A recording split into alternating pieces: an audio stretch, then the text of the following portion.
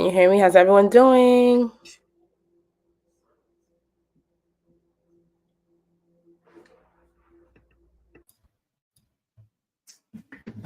Okay. So sorry about that, guys. Thank you guys so much for your patience. Let us know if you guys are hearing us good, if the audio is good. Welcome. Thank you guys so much for being here. Thank you for your patience tonight as we get started. We have such a great session planned for you guys, very informative. We may be a little bit we might be here for a while, but I think you guys are really going to enjoy it. We have times for questions, so please do not feel free to put questions in the chat. We have a little visual for you guys. So I love that tonight is already we're Cancer moon and we're talking about the moon sign. So before we even get started, look at me already going ahead of myself. Welcome everyone. Good night. Welcome to another episode of Success with the Stars, brought to you by the Growth Project podcast. My name is Cherise, and as you guys know, I am forever your host. So thank you so much for my beautiful co-host and astrologer here with us today, Genevieve. Say hi. Hello, everyone. How's everyone doing? Thank you for joining me. Thank you for your patience. Thank you again, Cherise, for allowing me to share this space with you on the Growth Project. So always in a space of gratitude, thankful. You're exposing me further. You're getting me out of my comfort zone. So always appreciative of the Growth Project and you. So thank you as well. Thank you to everyone here. You're welcome. Thank you guys so much for joining. We truly appreciate.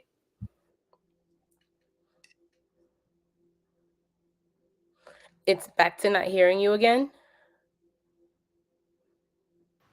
Sorry, you hear me? Perfect. I said thank you guys. Thank you to everyone who is joining us. Thank you guys so much.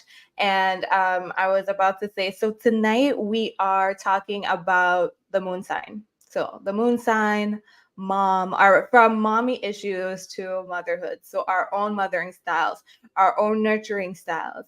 Did we receive all the nurturing or the right type of nurturing that we needed to receive during childhood?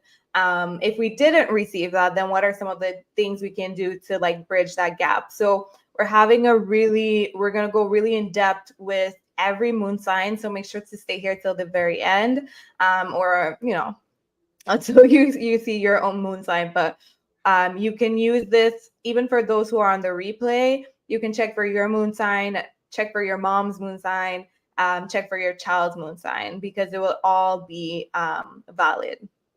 So I'm so excited for this conversation. Are you? Yes. Especially what you said earlier with it being intentional, the moon being here, Cancer moon, and just perfect for Scorpio energy. Diving into this, Scorpio sun. Yeah, absolutely. No, finish. Go ahead. Just taking that psychological approach, taking a deeper dive, wanting to get into the occult. It's fall season, or it's like starting the hibernating season in certain capacities. So it's time to snuggle up and watch a real deep movie, read a real deep, in-depth book, get in tune. So it's right on brand. It's right on time. So I like this. Perfect. And like what I was just saying, you're so right. We're in Scorpio sun, Cancer moon energy. So that 4th house, 8th house, water. Love it. We didn't plan that. So what a better way to talk about the moon with this energy. So let's already get into it. Talk to us about the importance of the moon sign. So what is the moon sign in the chart, and why is it important for us to know our moon sign? Moon sign is important in just knowing all the overall base on how you will build a home, how you are nurtured, how you will continue to nurture. What the maternal energy is asking you of. Moon is also, even in Vedic astrology, how you think, where your emotions where your mind will gravitate towards, to bring comfort, to bring balance. Moon is also energy that's hypothetical in certain spaces and in certain themes in space, but it's supposed to help balance the tides on the earthly plane.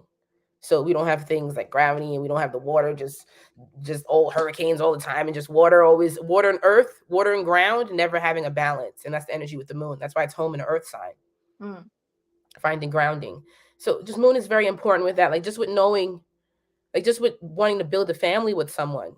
If you guys don't have a very compatible moon, that could cause clash with how I want to build this home and you want to build this home, and how we share, how we teach, mentor, guide our children, what values. So moon is very important. It's associated with the fourth house, our ancestral spaces, our history. And moon also shows the dynamic of all capacities of motherhood. It'll let you know what's even certain types of diseases, themes that could come up just through pregnancy. Moon helps you signify that as well. And I remember, like, even before you, I would look up my moon sign, and it would talk about, the moon being related to our inner selves, like our emotional selves, etc. And then I remember doing a reading with you, and then you really were the first to let me know that our moon is connected to our maternal lineage. And like it can go from like literally our great grandmother like to our great granddaughter. So talk to me more about that, and like even how you discovered that. Definitely through sessions, finding patterns. Because the more you find a pattern, the higher probability you can find this energy. So doing the actual work. Another thing I seen just early on was fixed moons. Taurus, Leo, Scorpio, Aquarius, and how these moons can naturally have these reproductive, pregnancy, sacral chakra issues. And I even see in certain sessions how sometimes it'll skip a generation. It'll skip and go now from grandparent to grandchild. So just seeing those patterns helped me really want to signify moon. Also, I started to attach it to other modalities, cardinal, mutable, and seeing how there was patterns within these moons. But fixed one was the most obvious for me, where it was just reoccurring with fixed moons, Taurus, Leo, Scorpio, Aquarius, where the sacral chakra, reproductive, the creative center seems blocked. And doing synastry and seeing how moons come together and those value points and how that can clash. So it's things that came through study, and also the importance. I really love Vedic astrology, and they really center how the planets are connected to family. So, and with Vedic as well, the moon is like also like represents like the mind too, right? yes, the mind. Do you see that like translate to tropical a little bit or not really? Yes, because even if we look at Cancer energy, we would need it would naturally have a Mercury in its 12th house, in its house of undoing. So Gemini, and a big basis for your home is how you're communicated, the habits, the structures, the everyday routines, mental and physical, that's built there. So your moon is going to signify where you go to. I'm worrying. How do I find my comfort space? I'm going to worry. I'm overthinking. I can't make a choice.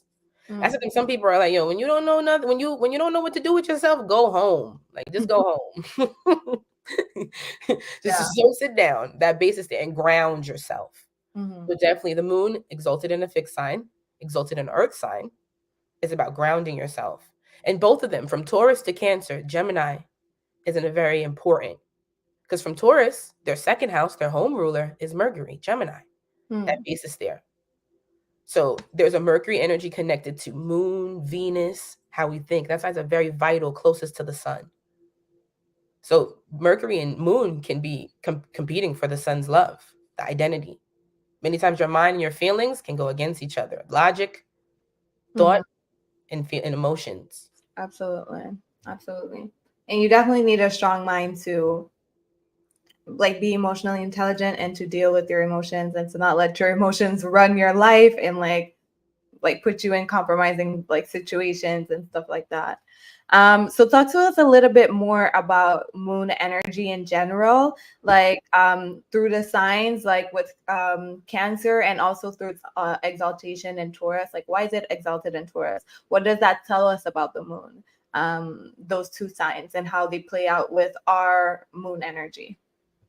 So Taurus energy is a a resource sign, a grounding energy, earth. And most earth moons are going to have a grounding effect, a stabilizing effect. So Taurus, Capricorn, and Virgo. Now, Taurus is exalted in the moon because in an everyday space, we feel strong based on what we can have, based on where we feel supported.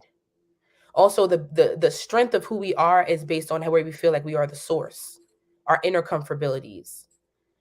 Another theme too is a strong space on how to get someone comfortable is through their senses.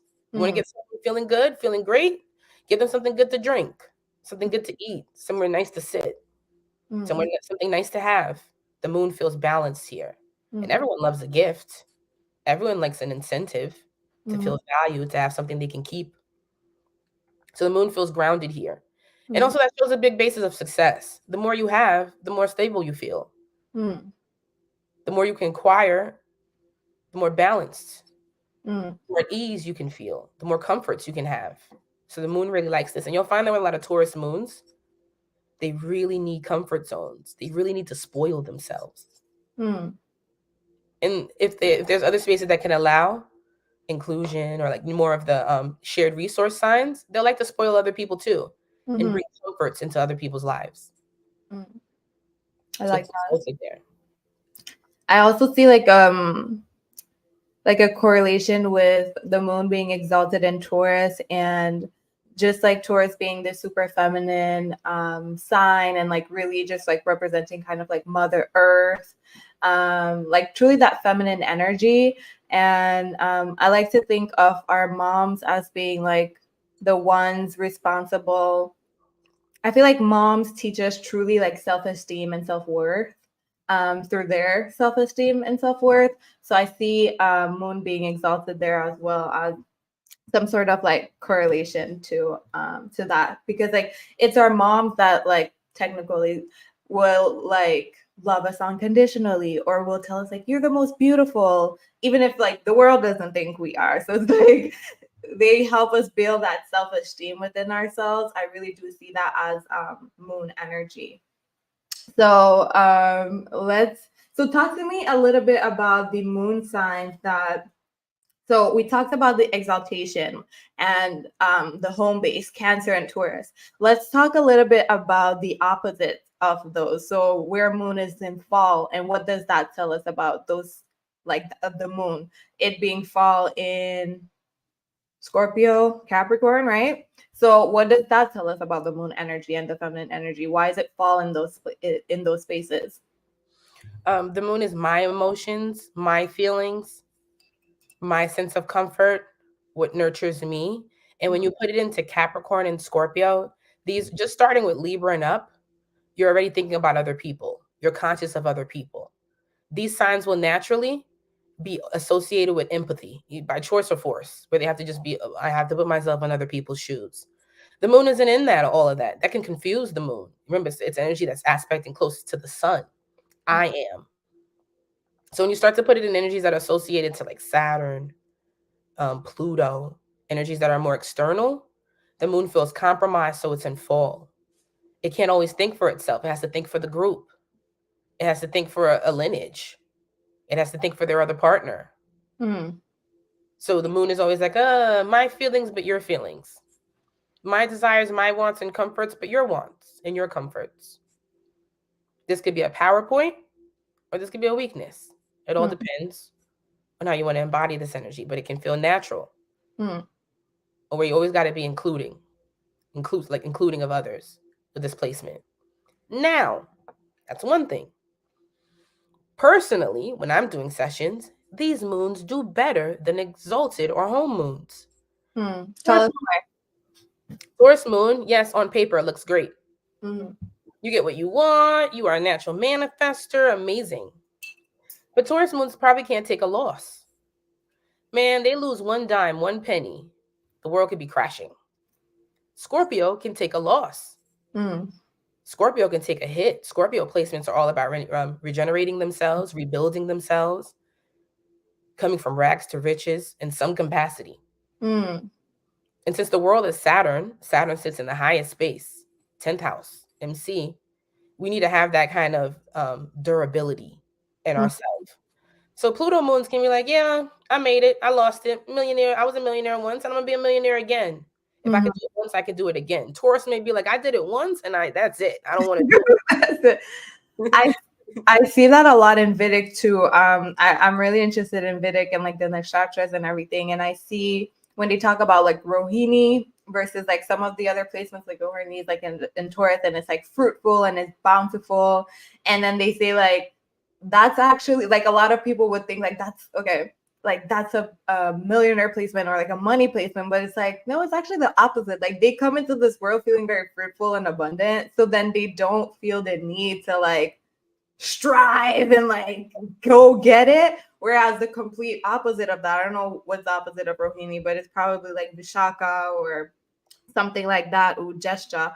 And they are like the opposite, where they come into the world literally lacking nurturing and lacking lacking nurturing and lacking that abundance. So they're more like a little bit emptier. So they're like, I gotta get it, I gotta get it, I gotta get it, I gotta get it. And that makes them ultimately richer and like more successful because they have this type of like, it's not enough, I have to get more, because they're drier, they're emptier. They came into the world lacking the nourishment of the mother that was like in Rohini. So I find it very interesting that sometimes the malefics and the detriments, when we come in astrology, people are always like, I have a really hard placement, or this is not a good placement.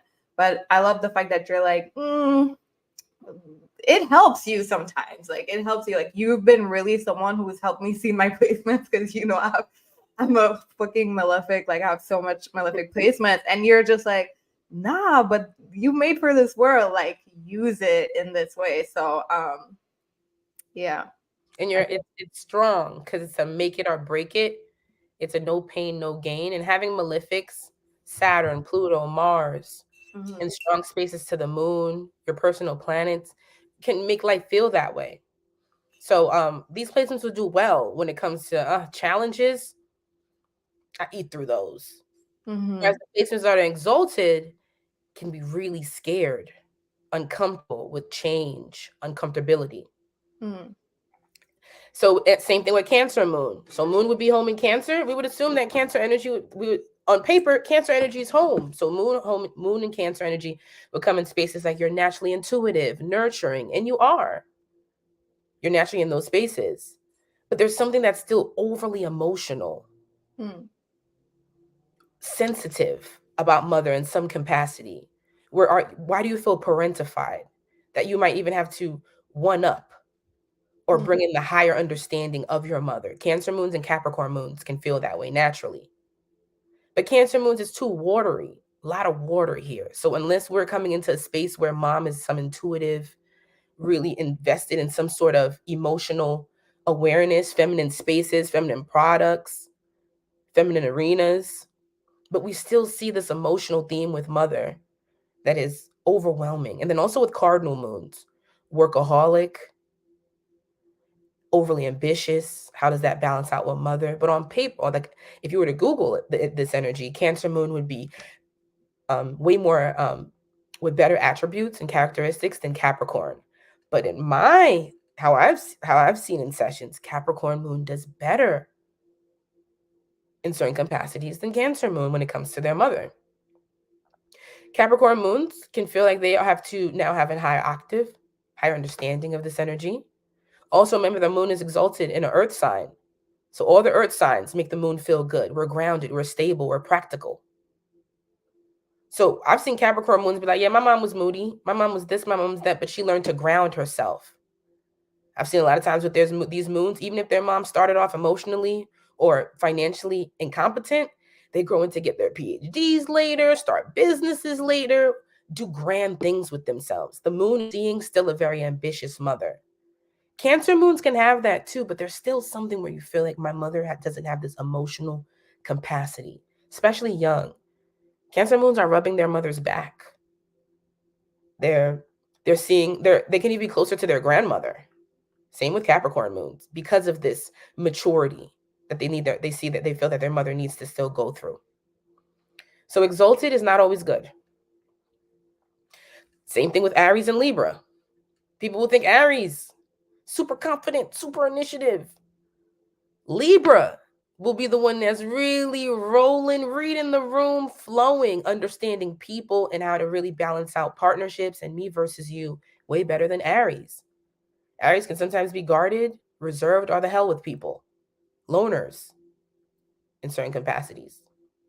So exaltations isn't always good. Or home placements. The mic again. The mic. Sorry. I keep muting because I want, when you're speaking, you don't hear anything on my side, but I keep forgetting. Thank you for reminding me.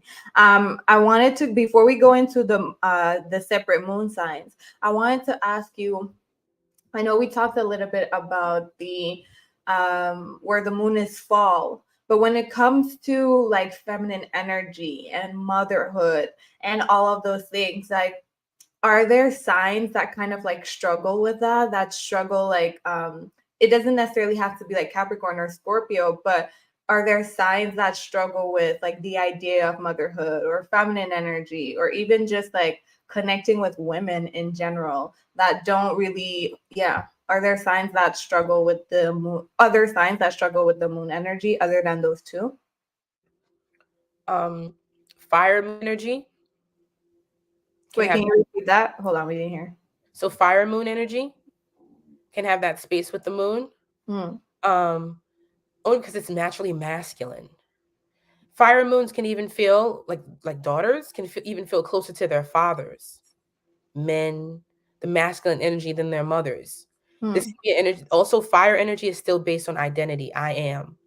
So fire moons, fire moon mothers, fire moon children, fire moon parents, fire moon energies in the household. How do we balance out my sense of independence, autonomy versus family structure? Fire energy can still be centered on my own path, my own adventures, my own understandings. One of the most complicated moons I'll see is Sagittarius on the moon. Because not only it's already seeking my own truths, it's also seeking where I want to live, stay.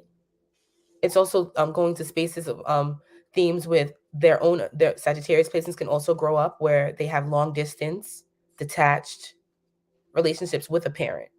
So I'll see that. And also Pisces. So this Jupiter aspect, I'll see that a lot because this is a theme where I don't know if I even want to stay here. So do I want to bring this kid on the road with me? Do I want to have a kid that's always on a plane in a different country, in a different space? I need to figure that out first. So this could be a very conflicting placement to have. Jupiter, so Piscean and Sagittarius, and moon energy. Fire moons can feel that way on the moon.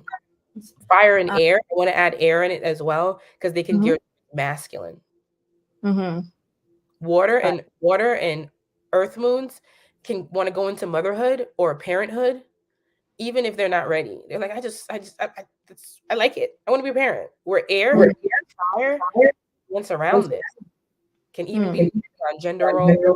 It could just be naturally avoided. I don't know if I have it in another.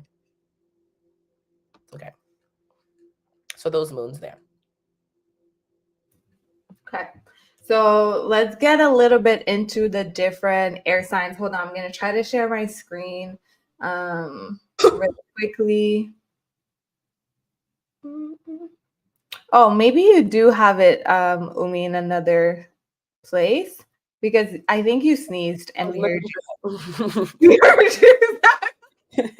Like, didn't she just mute herself? So you definitely have it somewhere else. I'm gonna pull up the presentation a little bit. See where I could have it up because I don't have it on my. Can you hear me now? Yeah. Okay. No echo, right? No. Okay. Dang, I was trying to be so low key with that sneeze. So before we go into there, while I pull up the slides, what do you want people to know about the moon sign, about the moon energy? Just before, like, what's something important, or maybe something that you've seen in your work that you feel like people should know in general about their moon sign or the energy around their moon sign, the importance. So the importance, especially as we come into how I'm interpreting them, breaking them down, seeing how this relates to you, seeing how you, a big thing that I always want to do with doing sessions and just the work that I do is giving yourself grace. I came from this, so it's okay if I still have these traits while I'm raising my children. It's okay to be conscious of them. I'm not saying keep them, they're negative, but becoming conscious of them. And that's that's what I want to do in general when it comes to how I want to express astrology and just share astrology, giving yourself grace, opening the capacity to forgive your parent if that's something you decide to do in this lifetime, especially if you want your children to be able to forgive you. So that's my whole motive. So your moon sign, what I really want to push today with the moon sign energy is being aware of your maternal energy, being aware of what you are nurtured in. I don't know what's another thing that's open. No, we hear you. Okay. Okay. Everyone just confirm in the chat, but we hear you fine. So just the overall feeling confirmed and validated in these spaces and just seeing what you need to unpack, work on, embody, be proud of, be proud of in the fact that you're conscious of already. So just wanted to be like, as always, just wanted to remind you, you already know. And that was one of the big things I used to always say for my sessions. You already know, I'm just here to remind you. So just to keep with the moon. I remember that, you were saying sometimes too, you get kind of pushback sometimes when you're doing readings. I remember we did a live before and you were like, sometimes I get pushback on readings where like I'm trying to open up the moon energy. And people are like, well, like, why are you talking to me about my mom? Like, I'm just trying to, or like my home life. Like, I'm just trying to like know how to run up the bag. So I'm glad that you still find like importance to bring it up. Is there a reason why, like, okay, is there a reason why you still bring it up even though people kind of give you that pushback, like I don't necessarily want to talk about like my home life or family? Is there a reason why you see it as important to bring up in a reading even though? Yes, because so people will say things like, why does this keep happening to me? Or I don't understand, why is this a conscious energy? Why is this part of my lineage? So when I open up, your mom went through this, your great grandmother went through this. Can you see this in your lineage? It opens up more of that awareness and that, oh, okay, this is not only just what I need to center on, and just for self-forgiveness as well with this placement. Because why am I so young and I'm already experiencing these things? Why are there so much patterns that keep following me within life? And you're looking at it from an ancestral point can help a lot. Being able to go into the child, that's why I want to help as well, putting the lens of your childhood, early upbringing. So I give dates, I give ages, years to help you build a pattern. And of course, I get pushback because and it'll just be certain pushback too. So it can be pushback in spaces where they're older, so they're past their Saturn return, or past their Uranus oppositions, Neptune squares, and they're even past Chiron energy. So I could have that energy that comes with opposition there, only because they're like, okay, I'm past this, I want to grow towards this.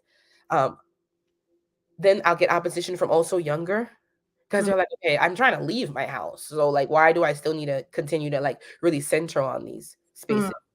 But I just always open up. Why would they come to me then? Why would you sit here with me if this is what I do? This is what I'm into. This is my overall space. So I want to bring that in. I'm a fourth house stellium. So I bring it up regardless. And then what helped me even further? I was like, okay, they don't want to go into their past, so I'm going to go into their future. Kids charts. Once they start seeing, oh my God, my kid is not even 15 yet, and this is already a capacity and I can see it. I need to go into my past again. Rewind. So I went to the kids route too. The children, that basis as well, to help you see how it can even go into the future. And fixed moons help me a lot in learning, like, okay, this is something I need to talk about. Okay. I see you. That's smart. I feel like it was interesting when you told me that you get pushback on that, because that was one of the things that really like shook me. I was like, how could you tell me about me and my mom's relationship? Like, you don't even know us, and you were like super spot on certain things. And I was super interested to know more. I was like, yo, tell me about my grandma. So it was funny when you told me that some people give you pushback on that. So let me see if I can do the slide. So let's talk a little bit about the Aries moon. The Aries moon. So tell us about the Aries moon, from their relationship with their mom, their current needs, and or their child's needs. So if they have an Aries moon child, I'm sorry? No, you're muted. So if you can tell us from, you're still muted though. Good now? Yeah. Do you hear it's clear in the background or? Yeah, all clear. So talk to us about the Aries moon, especially since it's a moon in detriment in fall, from their lineage to their gifts, to their relationship with their mom, to their needs or their children's needs. So with the energy of with the energy of Aries moon, now just to be able to delineate energy, bring it to the lowest common denominator. That's how I look at it as well. The lowest, I want to get it to the simplest point. You can look at the rulership of what your moon is associated with. So with an Aries moon, we're going to look towards Mars. Mars is going to help you define a lot of how you balance out your emotions when you have an Aries moon. What helps you bypass, get through them. What helps you build through frustration, since this moon can easily feel frustrated, easily feel combative, easily feel like they have to prove or defend themselves. So look towards your Mars placements to see what gets you going with this moon, since it can easily feel that way. I gotta stand my ground. Now this makes the moon direct, impatient, self-preserving. Martians are big on autonomy. So Aries moons can feel like their nurturers, especially their moms, or just having these placements are a little selfish. This could be something that Aries moons struggle with, where their sense of identity, ambitions doesn't override their sense of parenthood and building a home and family. That's why these moons, Aries, and also Libra energy, can really be big on, I need to find a right partner and someone that helps me balance out familyhood and also identity if I really want this. Mm. Now, this can make for a child to feel like they're in competition for their nurturer's affection. Mars can naturally feel like they're in competition, or people want to be in competition with them naturally in life.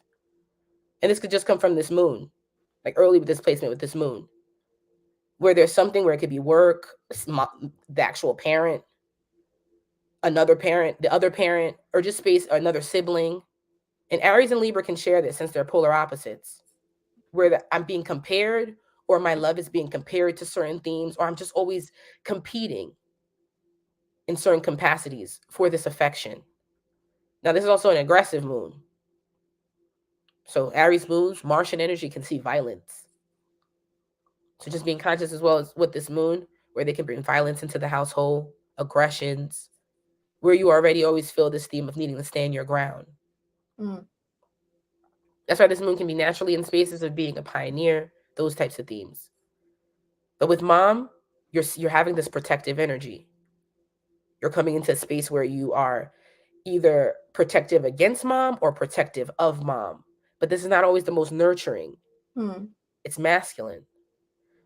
Sometimes you can feel like you're in competition with mom, with this energy, because this Aries still wants to push forth self. Mm.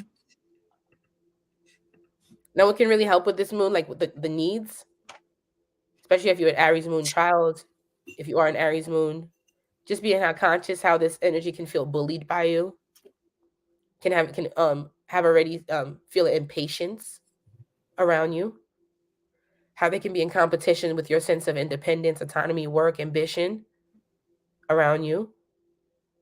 And just also the spaces where, just with this Martian energy, we're needing to find a better basis on how we work out our frustrations, balance out our temperaments. So this is a moon where it's very important for the household to be active, to have activities, to stay in spaces where they are healthy competition. Like, let's do game night.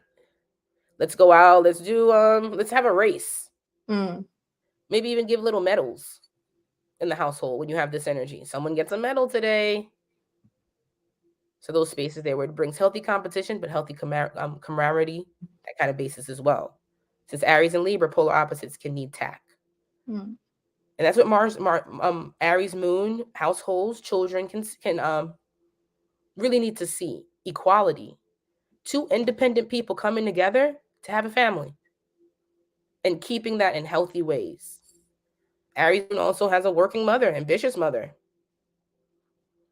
So asserting that in a way where it's, or teaching it in a way where it's not guilt driven, uncomfortable for you, so this child doesn't feel that way, especially if you have a Martian child, Aries child, especially a daughter who has these placements, since it's masculine.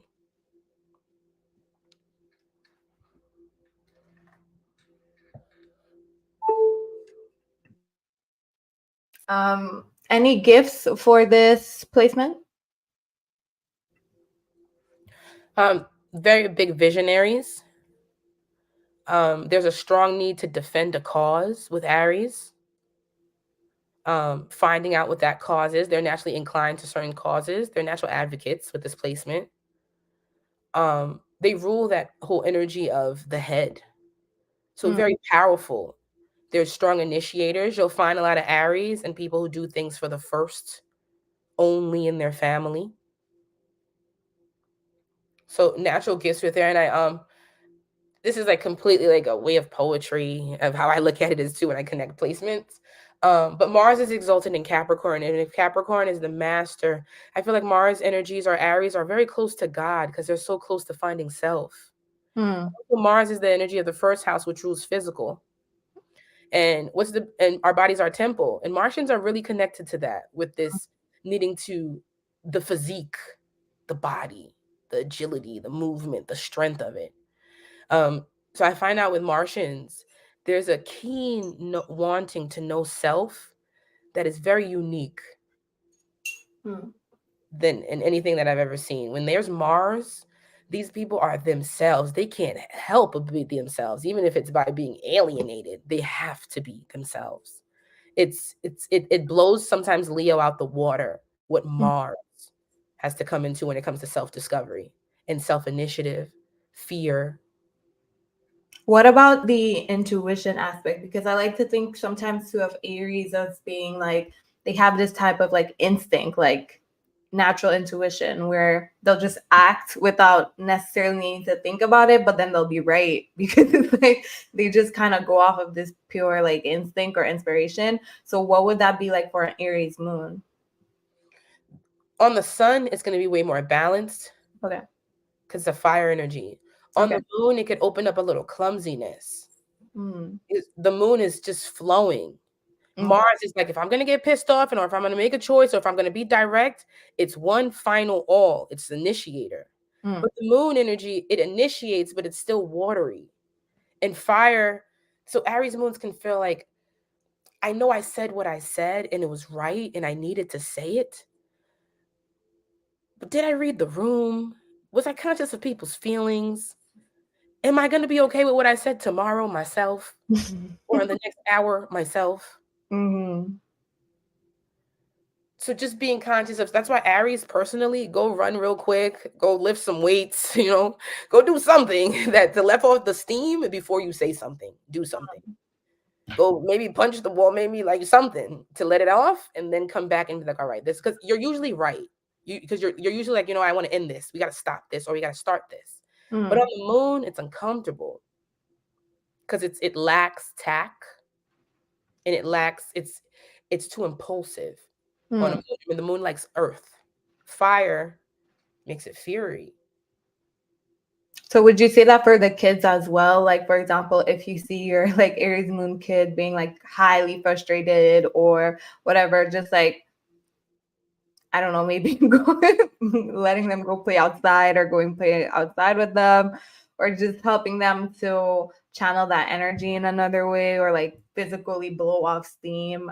Would that be something that you said would be helpful? Definitely with Mars, because it could be clumsy, especially if it has mutable placements. On the moon, it could be clumsy or feel clumsy or misplaced with its emotions. within those spaces there. Also, with this Aries energy on the moon, just the themes of where it feels like it needs to be defiant. Why is it easily frustrated? So that's going to be the theme too with this moon. So being conscious of that. But definitely helping them with frustration. When you have Martians, I know sometimes we can feel like, oh, we want to do gentle parenting, and gentle parenting is good. It's really good, and we need to find ways where we don't, abuse kids and do wrong things. But there's certain kids that are just really going to need to learn how to mind themselves, especially kids with malefics. And with Mars, there's this inner frustration and this need to prove themselves that can make them feel, especially when it's in men, again, like their father's masculine energy. Even with women, when it comes to sisterhood or femininity, where they feel like, oh, why do I feel like I always have to prove myself or defend myself within these spaces? So early on, helping them identify with just how they can let off the steam, deal with, this intensity that they'll naturally have. I tell parents karate, taekwondo. Yeah, build defenses too, right? Yeah. Because Okay. it can be clumsy, and another thing you could tell Martians, Aries, not only are you gonna hurt yourself, you're hurting others. Do you want to be someone that's always hurting? Especially hurting yourself. You don't want to hurt yourself, and opening that up as well. It's a big energy on being yourself and feeling strong in yourself, because you felt bullied as a parent, like by a parent. Remember, like you weren't allowed to be yourself, or you weren't allowed to feel identified, or you had to prove. So there's always this, I need to prove at couple placement. And I'm just looking at some of the comments here on the other side.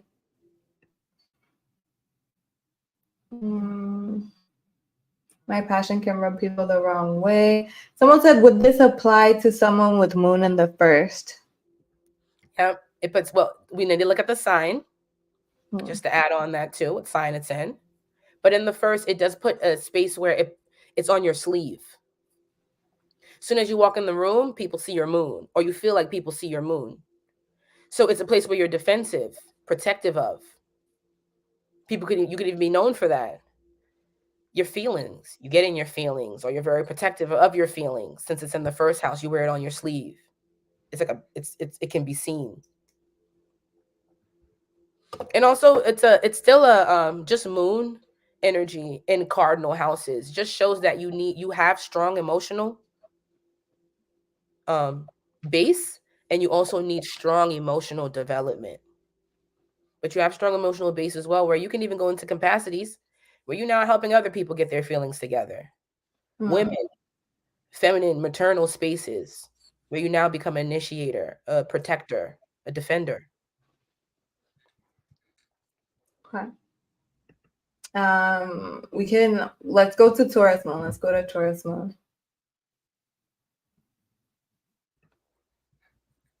So it talks to us about Taurus moon. Again, same thing, all the way from the lineage to the gifts, to the relationship with mom, and also to the potential needs of kids with Aries moon. The potential need of kids with Taurus moon. So the Taurus moon. Now, again, just like with the Aries energy, look to see what rules that sign, the planet that's associated to it, to further define it. So at Taurus moon, since it's exalted in the moon and it's connected to Venus, we're going to look towards our Venus sign to see what really builds our comforts, what we really value, what helps to build our values, what's going to be in the spaces that help us build self-expression. So look towards your Venus sign to see, hey, what really gets me in my comfort zone? What people, places, things really help me get into spaces where I feel like I am the source. I can create from self. It helps me balance my inner management. Helps me dive into my senses in those spaces as well. Now with this energy, it can be two things. Mars is looking at it, Scorpio energy. So this energy can with Taurus moon, you can have a parent that showed you great money management. They showed you how to save money, build money. They showed you them, even if they were frugal in that capacity. Or you can have a parent that showed you not so great things with resources, but this is a resource moon. Taurus moons and all fixed moons, Taurus, Leo, Scorpio, Aquarius. There is some capacity of money management, resource management. What do I have? What do I own? That becomes an importance in this life. And this one is just really close to the basis of what the values that your parents, your maternal energy taught you. So there can be no in between with this placement.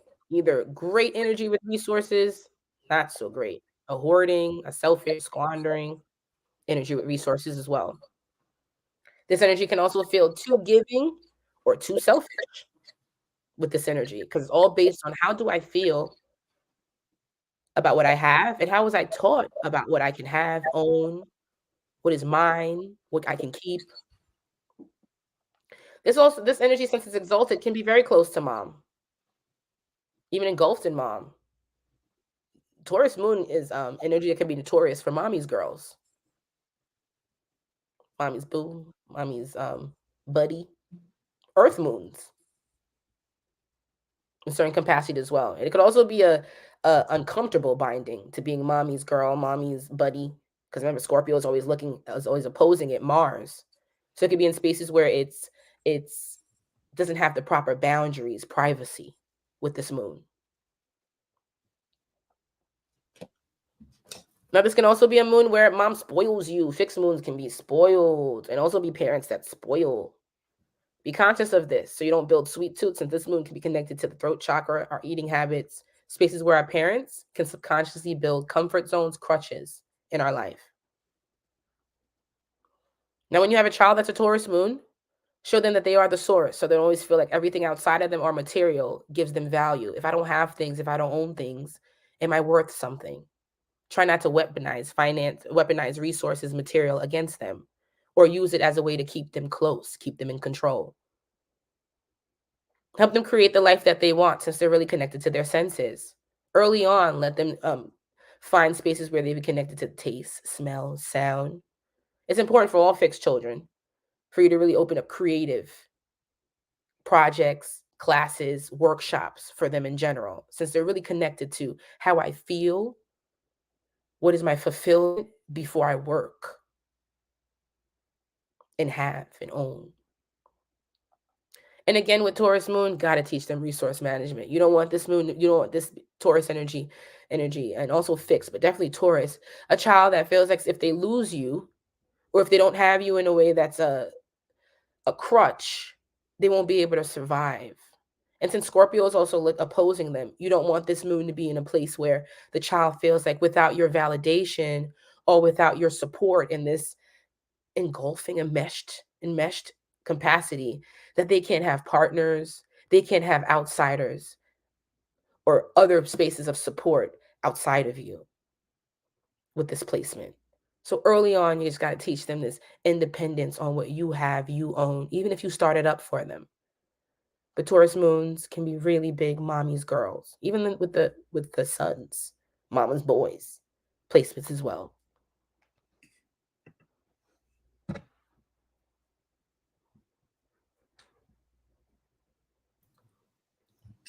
So what are some of the gifts for this placement?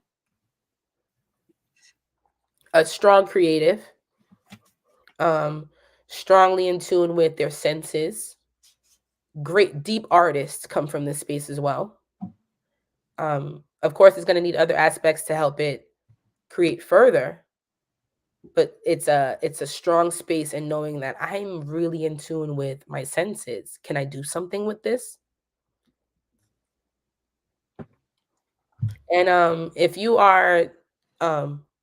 embody your Taurus energy well and you have this moon, you can feel like you never go without. This is actually a moon that is supported by the universe greatly. I'm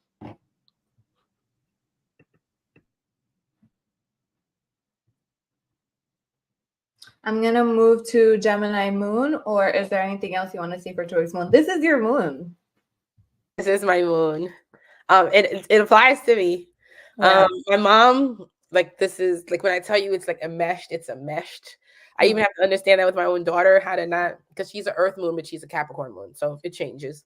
But my mom, she's a Leo, and my Taurus energy. So she's like my wallet in the back of my pocket sometimes, my resource in the back of my pocket, but she squares me in ways. So she can be really triggering when it comes into, what do you have? What do you got together? If I need $5,000 or $10,000 right now, can you send me? So if there's a self-consciousness, it's like, can you send me? if you have a lot of fixed placements, you know what I mean when there's a parent that's in your pocketbook and sorry for my French, in your panties when it comes to who you're dating a lot. So that's another thing with this moon. My mom could really be into my love life a lot, my world. She's just a big component. And that's why with this moon, it's just been very important for me to show her my independence outside of her, just so she doesn't fear and like project these fears onto me with this moon. It's a close placement. And it's also helping me with my own daughter. So I don't put her in this space as well. But this is also a moon that can be really close, but also really close in ways where I don't want to be close like this, especially when it starts to date.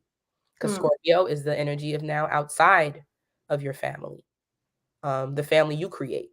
It's like learning that healthy balance of like being close, but not like unhealthy, like toxic type of like enmeshment, like you said. Yeah. And for the kids, I really like that you brought up like really helping the kids see themselves as a resource, as like a creative, like they can create. They don't necessarily need everything, like just give them the ingredients and they can make it happen. Because I've seen that in my own life as well. And one thing I will definitely say to moms who have Taurus moons kids is really help them build that self-esteem. Like you said, like really help them build that self-esteem and let them know that like they can do it, like they have everything they need. Like that type of pep talk is for like your Taurus moon kid.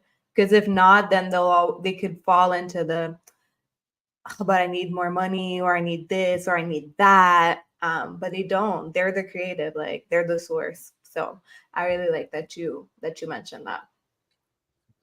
Even to little spaces where I need you. I just need you. And vice versa, where the parent could be that as well, where they're needy. Gemini moons. All right. So Gemini moon. Now mutable moons. Just to add on with this space here, it is a surprise, spontaneous. Should have maybe I needed more mentorship, or could have had more of a better grounding before I had you. Because this is Gemini Mercury energy. So like I said before, since Gemini is associated with Mercury, look towards your Mercury sign to further define the energy. So look towards the ruler that's associated with this. And since Mercury is connected to Mercury retrogrades, Gemini moons can come from that in certain capacity. Young love, teen love, while in school love, and travel love, spontaneous work love, that kind of basis there, where we needed to find consistency or balance within me and this other parent in some way. And that's for all mutable energies. Because mutables can have parents that are long distance, natural, and grow up in that way. So this moon opens that up. Now, it's naturally inquisitive. It pushes communication. In a relationship with mom, it can be flighty, childlike. Remember, it's the energy of the twins. So Gemini moons can feel like their mother's their same age as them, their sister even. Remember, it brings young love, teen love. So you can feel like your mother's even your sister. You're a basis where it's an equality in some themes mentally. This is also a moon that can feel easily misunderstood, very can fall into non-communicative spaces with a parent. There's also the translator of the family. It's an educational placement. It's placement about thinking, the mental. So this is also a moon that can be the first to graduate, first to move, leave their hometown in certain capacities as well. And just Gemini energy in spaces.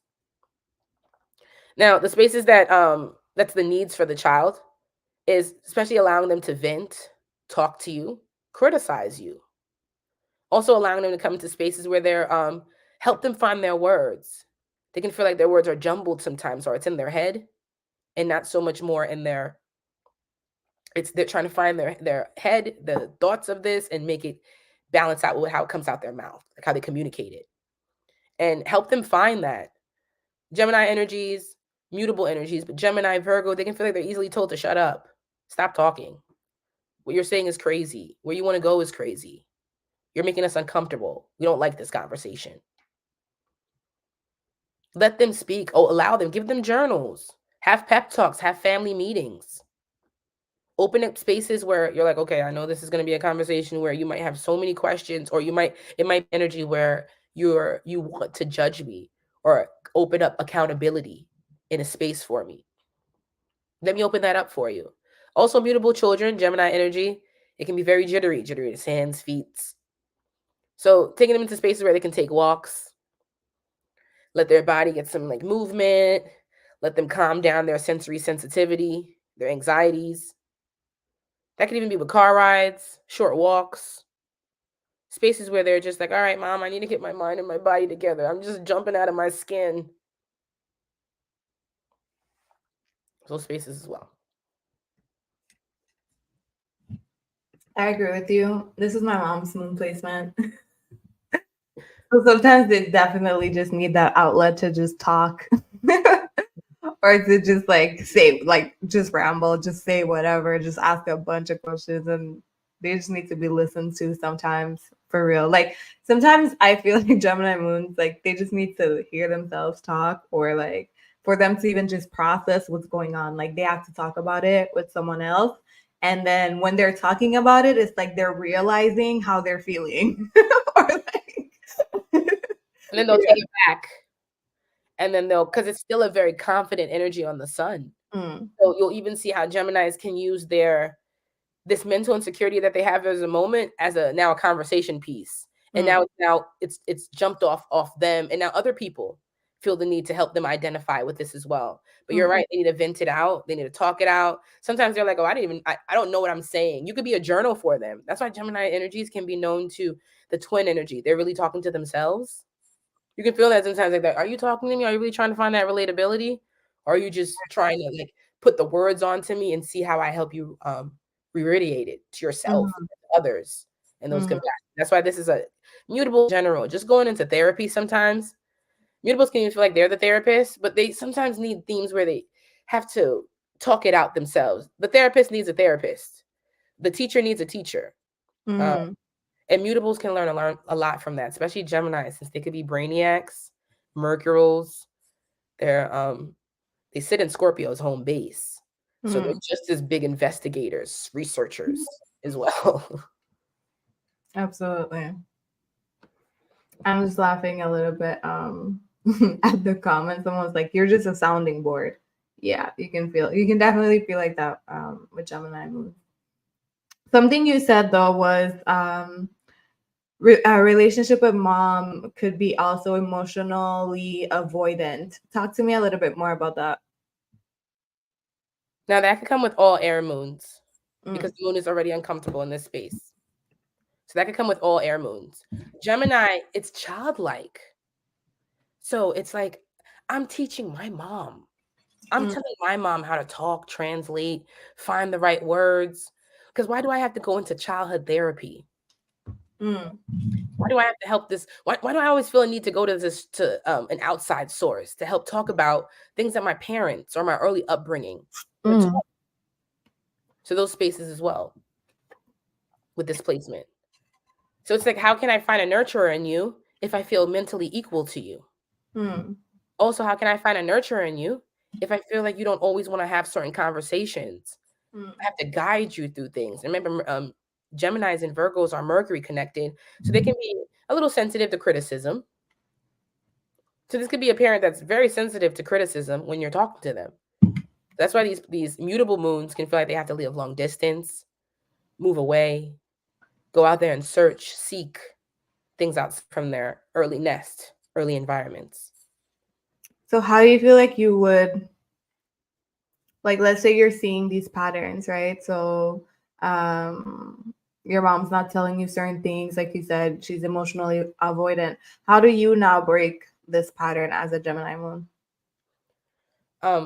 all themes that I see to all mutable moons: opening up family meetings, Mm. opening up family therapy in the and within the household, coming into spaces where we are open with being critical, having constructive criticism, Mm. household, allowing the children to and the household to make mistakes, to learn from their mistakes, just opening up with mutable energy and Gemini, mental planners, mental reminders, just to let the household know that it's okay if we get a little offbeat. We have Mercury retrogrades a little often.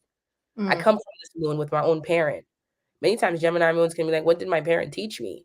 So Mm. having a child is like, what am I going to teach them? I'm afraid to also mentally hurt them. Mm.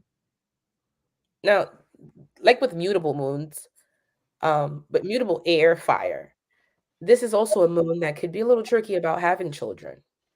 Sometimes it could happen in spaces where they're young, while in school, while meeting college, a partner, an Mm. early environment puts them into the energy of parenthood. Because this is an energy that, and with all moons that are with the early parts, so Aries, Taurus, Gemini, finding I am, but this is really finding I am Mm. space. So if you have children already with this moon, knowing that your mental health, your mental anxieties can be sensitive. So opening up a household that understands that and that allows the other children the same type of safe space. I find out with these moons when I do sessions, they can sometimes want to escape their household. And sometimes feel like they need to take a weekend trip away from their kids and their husband. You're not coming on this 3-day vacation. Yeah. This is I also, right? Sorry. I feel like my mom was, well, I feel like we didn't have language for this around that time, but now we would say like my mom was overstimulated very easily. But back then we didn't have that type of like language. It would just be like irritable or just be like, stop stressing me right now. Like, don't stress me right now. Leave me alone. Go to your, like, you know what I mean? So, but now I can definitely see it as just like overstimulation for real. This is also a moon that's like connected to like our cousins, our neighbors, and it's in Jupiter. The opposition is like our aunties and uncles. So those themes are other mentors, extended mentors. So this could even be a space too where you spend a lot of time at your cousin's house or Mm-hmm. at extended's house. That base is there because this is a friendly moon. This is a moon Mm-hmm. where mom still needs her friends. She needs to Mm-hmm. hang out still at that local spot that she likes. She needs to go chill Mm-hmm. to get her mind right. So there is a basis there with this energy that can be like detached because of that. Okay. Last thing before we move on to Cancer, what are some of the gifts of this moon, or what could they be good at? These moons bring in Gemini energy in general brings in higher learning, higher thinking, change, wanting to build mental efficiency. So these children naturally pull their parents out to different states, to environments where it's like, hey, you got to think differently. You got to open your mind. You got to be a little open to criticism. They're also mutable energies, so they can also be energies that bring in, um, I need to change my mind, beliefs, my lifestyles with you, since you're a very changeable person within this theme. So Mm. these children really help their families open up more communication, seek therapy, move. Like right now, if you have Gemini or mutable children, um, and Saturn, with the Saturn transit, this could be opening up movement in your life. They're already letting you know how they're changing it, bringing in movement, changing their schedules. So these children's really open up that. And since mutable energy can bring in health crises, health themes, your mutable children can also open up a healing journey in your life. Especially Virgo and Pisces, when it can feel like since these energies can feel like they're it's a mental oops, a physical oops. There's an oopsie, young love, mentally immature love. So these children are big on teaching their parents. Okay, Cancer. This one should be good. It's the home base. So talk to us all about the maternal lineage when it comes to Cancer. What does this moon sign show us about our lineage? our relationships, and our needs.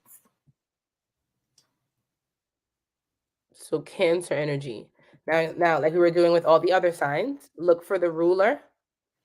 What this planet is, what this sign is associated with, the planet's associated, and see.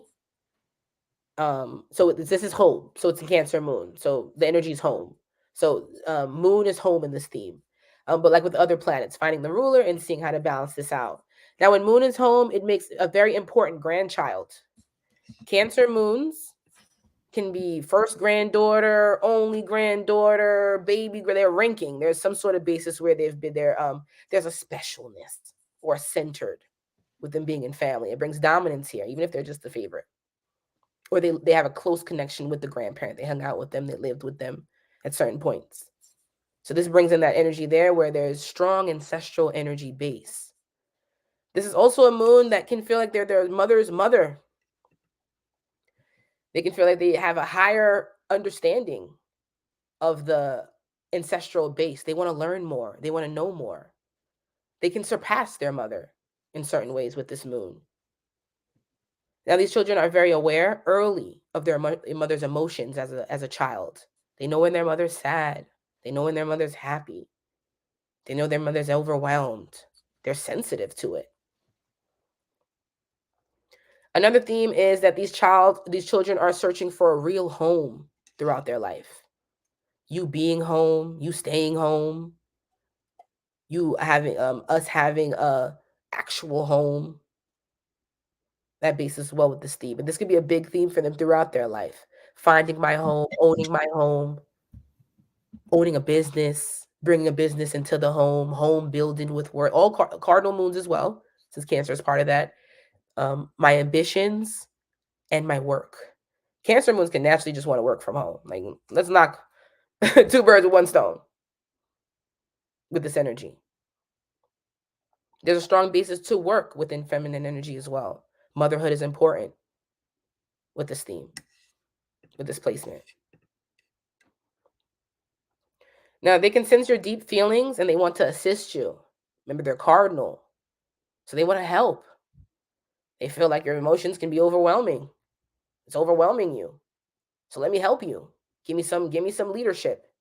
Give me some identity here. Also, remember, they're connected to a grandparent. Grandma said, you need help. Grandma told me a lot about you within this placement. So there is a basis of giving them that awareness in your of them knowing your feelings, of them wanting to know how to help you through your feelings. Because if not, they may feel like, is feelings too much? Is it uncomfortable? And this energy wants to find authoritative in that. They're blessed here. Now, be conscious of your shortcomings when it comes to family building, home, because they're watching closely. They're watching how you build a home, how you build this nurturing space for them, how you balance self and identity. And many cardinals can really live their lives in ways where they're like, I want to build a home or a family based on what I didn't have, what I didn't see, what I could have had. Since their energies that always want to take lead, direction, give direction. So be very conscious of it. I actually tell cardinal parents, your children have to see you own your own home at some capacity, or they won't respect you in your own house.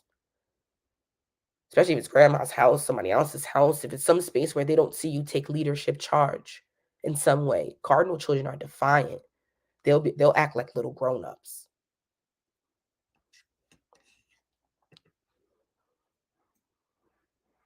So being conscious of that as well. So talk to us about more in deep about the relationship with the mom, since this is the moon's home space. So you talked about like having some sort of favoritism in the family, and mothering mother. Talk to us a little bit about that, and why does it lead to this tendency? Yeah. Can you hear me now? Mm-hmm. Very good. So basically there. So this moon, when I open up favoritism, it can come in spaces where it's you're a certain grandchild. There's a connection with a certain grandparent that makes you come closer to them. Also, you can like your family history a lot with this placement. You always want to know your roots. You always know where you want to come from. You did the ancestry, 23andMe, you did all of that. You're into it. You want to know what your great great great great great great grandfather did, grandmother did with this placement.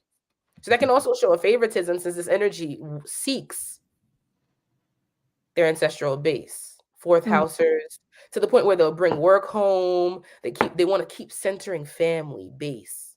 They want to open up legacies, those things. And that's when it comes more into fourth house. But Cancer moons opens up this awareness already with where they need to surpass or have more understanding than their mother, their great grandmother, their grandmother, their great grandmother, and beyond. Now, again, if you have aspects that dampen this, then it can become a little tricky. But this is a moon that especially once they become a mother, they really need to center where ideals are, where they are also, even though emotional and want to work from home, they're still powerhouses, where they're doing things that are first in family because they're still cardinal. But it needs to first pass through ideals, cardinal, and also the feminine shortcomings, the emotional frustrations, because this moon is very sensitive. It's powerful, but it's sensitive. And there's ideals with cardinal. Our ideals, workaholic. Just a lot of themes here where it's a feminine, but it's in a space where it's cardinal. It has to work. It has to push femininity in a space that's still ambitious, still dominating in leadership. So how do I do that? How do I balance this out? That could have been mom's overwhelming feeling. Home life, work life, motherhood, the shames, the karmas, and ambition. So, what are some of the, well, first, since you just touched on that and that was so deep, how would we go about breaking this as a Cancer moon? How would we break that curse or that cycle? I don't want to say curse. Definitely going through your ancestral energy and seeing where there's this emotional underdevelopment. Finally, knowing that it's important in your lineage for you to own homes, own property. Have spaces where you're even able to leave homes behind for other people in the family. Since Cancer energy, fourth house can open up land, agriculture, things where you got estates somewhere for you, or can have it and leave behind in certain capacities. That can help you a lot in really balancing this out, because it'll keep the history going. That's what Cancer wants to. We got to know our history so we can know our future, so we can go towards our future. We got to keep a healthy space of history. And what's a great thing to do by keeping history? By having a family house, a family estate, a family property, a family legacy, where every time we go somewhere, we need some momentum, we need some push, some pull. This is what we have as the lineage, and in those spaces there. So very important. Also, knowing that there's a sensitivity here. Okay. There is an overwhelming feeling on this moon. And if you have this moon and you feel overwhelmed by motherhood, the ideals around it, cardinals can feel that way because it's my ambitions and where I'd initiate self and productivity, hyper independence with family. This moon feels that way, and a guilt that can come with it. That's why they bring the work home.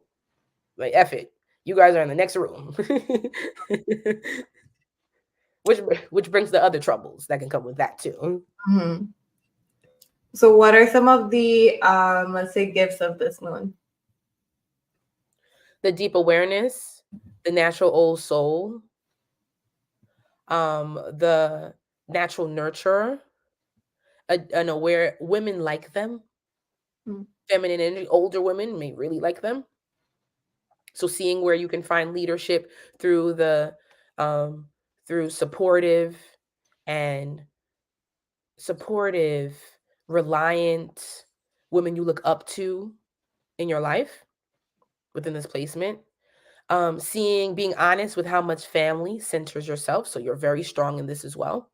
So you just have the way of family, the way of your understanding, the way you want to dive into it, become conscious of it is admirable to others within this space.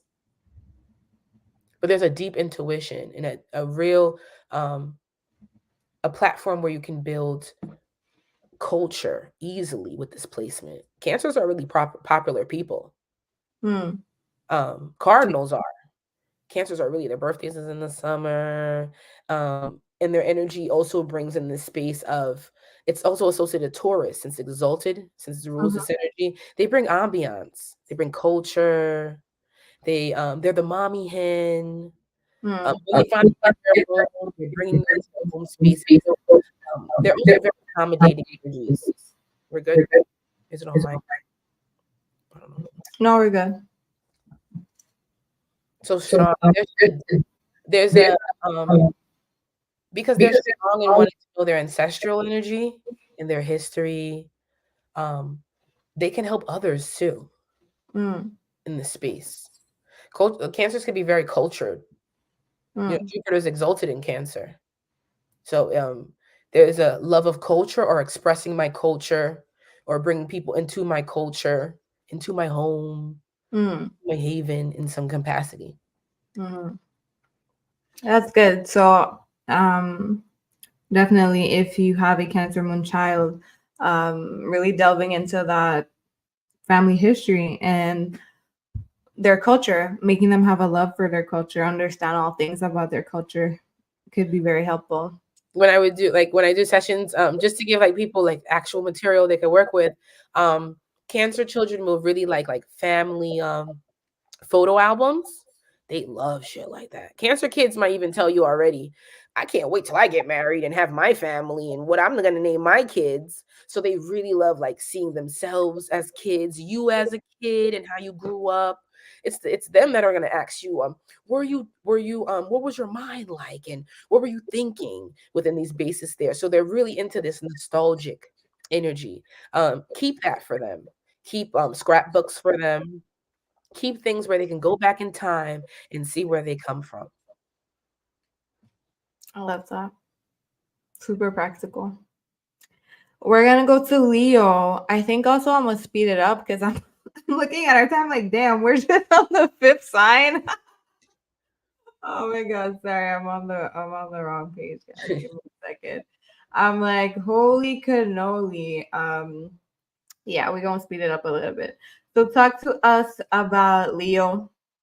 Everything from their maternal lineage to their gifts to their relationship with their mom, and to now, if you have a Leo child, what to do. So Leo energy. Now Leo moon, like just like we spoke about before, look at the planet that it's ruled by within this energy and see. So it's your sun sign, and see how it helps balance out this energy and help you further define it. Now, fire moons. Fire moon energy, remember this energy is self-expression, identity. It's also a masculine space. So Leo energy can feel this within this theme with a parent, where there's this more of a masculine with mom, assertive, fury energy with mom. Now, since it is fixed, great theme with this is Leo placements can make you a certain type of child in the family. This brings on favorite, only girl, only boy, first girl, first boy, baby girl, baby boy. That theme through a Cancer, but this brings only, it specifies.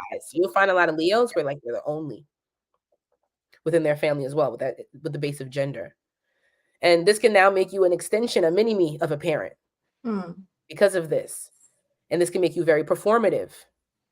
Come into spaces where if I don't have my dancing shoes, and if I don't have my dancing hat and my costume on for this parent, will they clap for me?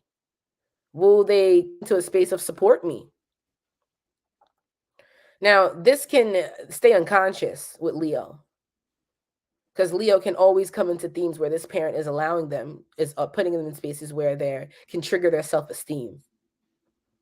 I find these moon to be really need to find self-security with all fixed, but self-esteem, who I am, how I see myself, how do I accept praise? How I can separate from this performative or this extension energy that my parent could have raised me in. Now this word is like, so narcissism is real. And I just always try to use it as an example in sessions. So narcissism is real. And it's like, so the energy of narcissist is the love of self or of centering self. He fell in love with himself. So with Leo, they can have that tendency, this dramatic energy with themselves. Everyone's against me, Aquarius, but you're making everything about you. So how can everything be against you if we're always centering this energy that's always about you? And this could come from this parent that always made everything about them. How everyone sees them, how they're happy. This I am that now has become your superpower or your crutch on working towards that. You're similar to Aries. But Leo is sensitive because it's now connected to resources. There's something a parent does with not only identity, self-esteem, but also money, resources, support with this moon as well. Now, since it's masculine, this moon can be daddy's girls, daddy's boys, connected to more of their father than their mother.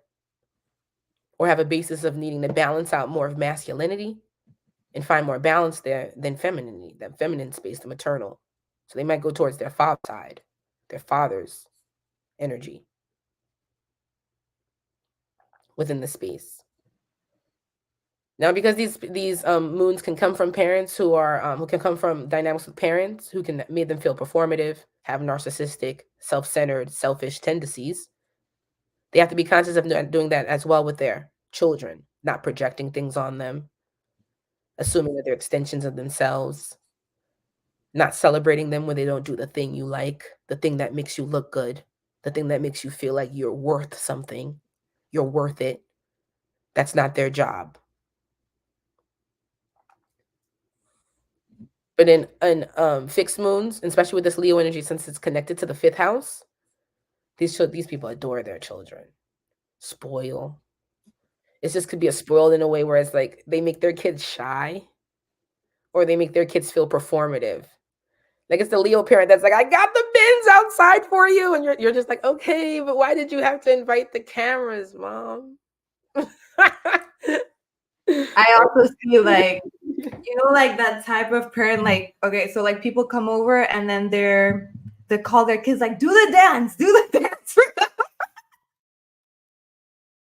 I'm a Leo rising mom, so that's me, and my mom's a Leo, so that's her whole thing. Mm-hmm. To the kids, show them the it. Yeah, absolutely. And you're like, I'm like, why do I gotta do this for these random strangers? Like, but that mom that's like, hey baby, do that dance, do that dance, do that dance, do that dance for everybody. That's that Leo energy. With them, with the mother, with those themes there, and it can make you feel like, yes, a favoritism, a thank you, but also a uncomfortability with praise, with, is this the right clapping? Is this the right you're doing a good job, sweetie, or is it a space where that it's more directed from you, what you want? Fixed children, fixed places can come from some controlling parents where they're like, I won't, well, they'll weaponize support. This can be a moon in that way, where they feel like if I don't have a good look or a space where they can feel like I am celebrating, worth celebrating, do I fit in? They oppose Aquarius.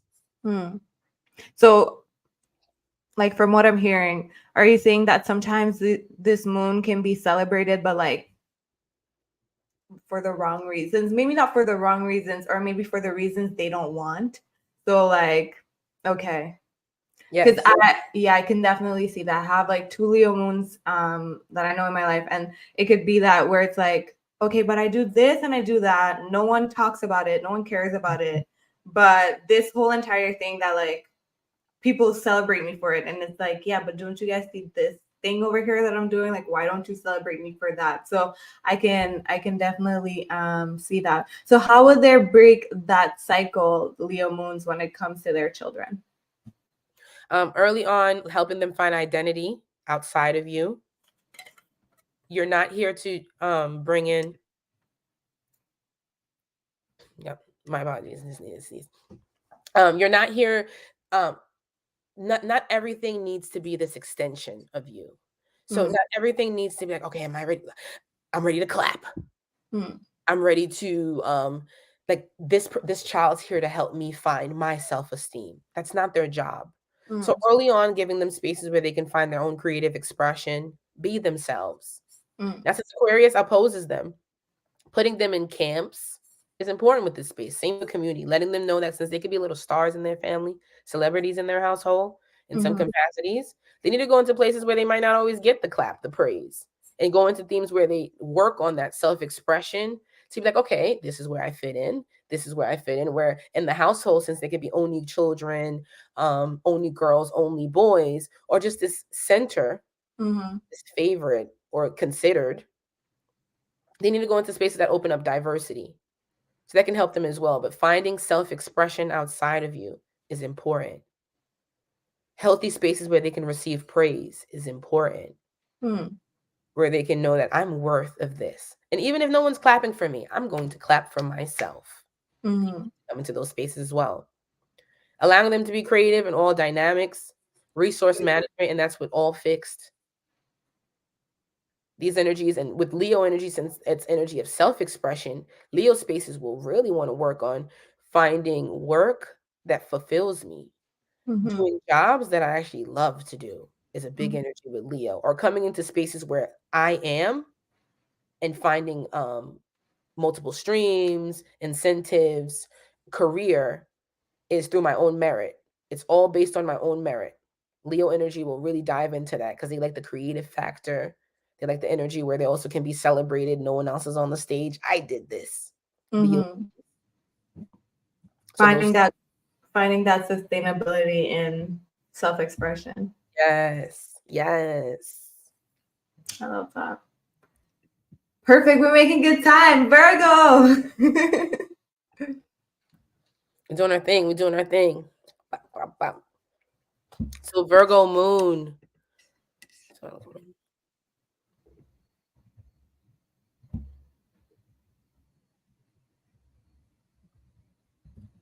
So Virgo moon. It's like we were saying before, Virgo, since Virgo is associated with Mercury, look towards your Mercury sign to see how you can further define the energy. And just like the other Mercury moon, this moon can feel heavily criticized. Gemini will feel mentally criticized. Don't say that. Why are you thinking like that? Virgo will feel physically and mentally criticized, but also physically. That's why these moons can be big. They can be a little anal. Neat freaks, hypochondriacs, have a lot of icks, be in spaces where there's also a physical criticism within themselves and of others. This is a moon. And they're also sensitive to touch, touching you, touching them, and just the comfortability around there. So early on is just teaching these energies how to find mind and body, showing them early on proper self-care, keeping them in spaces where they practice strong body acceptance. Also teaching them that early on that they don't need to martyr or self-sacrifice themselves in physical ways. So this energy can feel like I need to learn how to work on my body, work on self. Now, since it's a mutable moons, just like we talked about with Gemini energy, this is energy, since Virgo stabs itself, can bring up oopsies. I've seen with this moon in sessions where I was on birth control. I was actually doing Virgo. I was responsible. I wasn't even sleeping with this person on that consistent basis. We weren't even together. I might even came out of celibacy period, minding my business, and this happened. My body tricked me. Virgo stabs itself.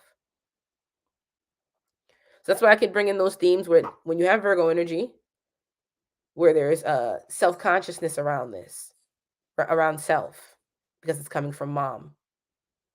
Where I thought I knew my body. I thought I knew my habits. I thought I knew my consistencies with this moon. It opens that in some capacity. That's why this moon this is also a moon. Remember, it's an Earth, so it's still grounding.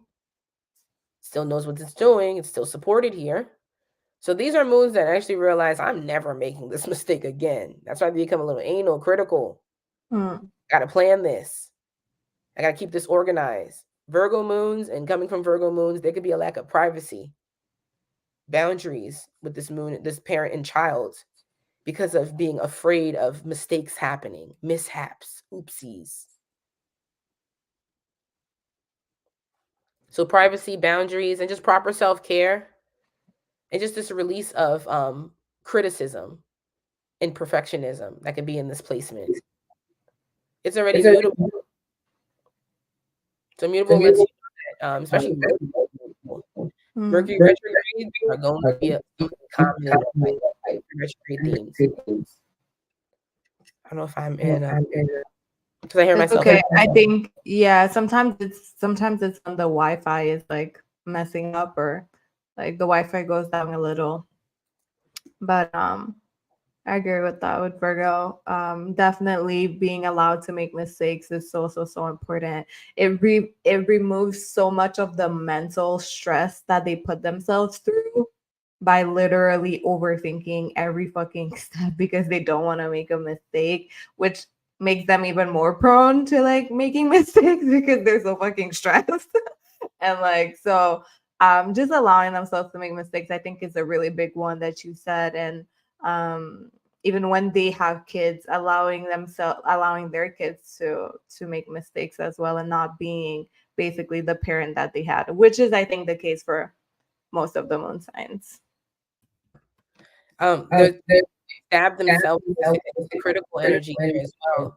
So they're so big on finding answers that sometimes they can lower because they're still in spontaneous energy.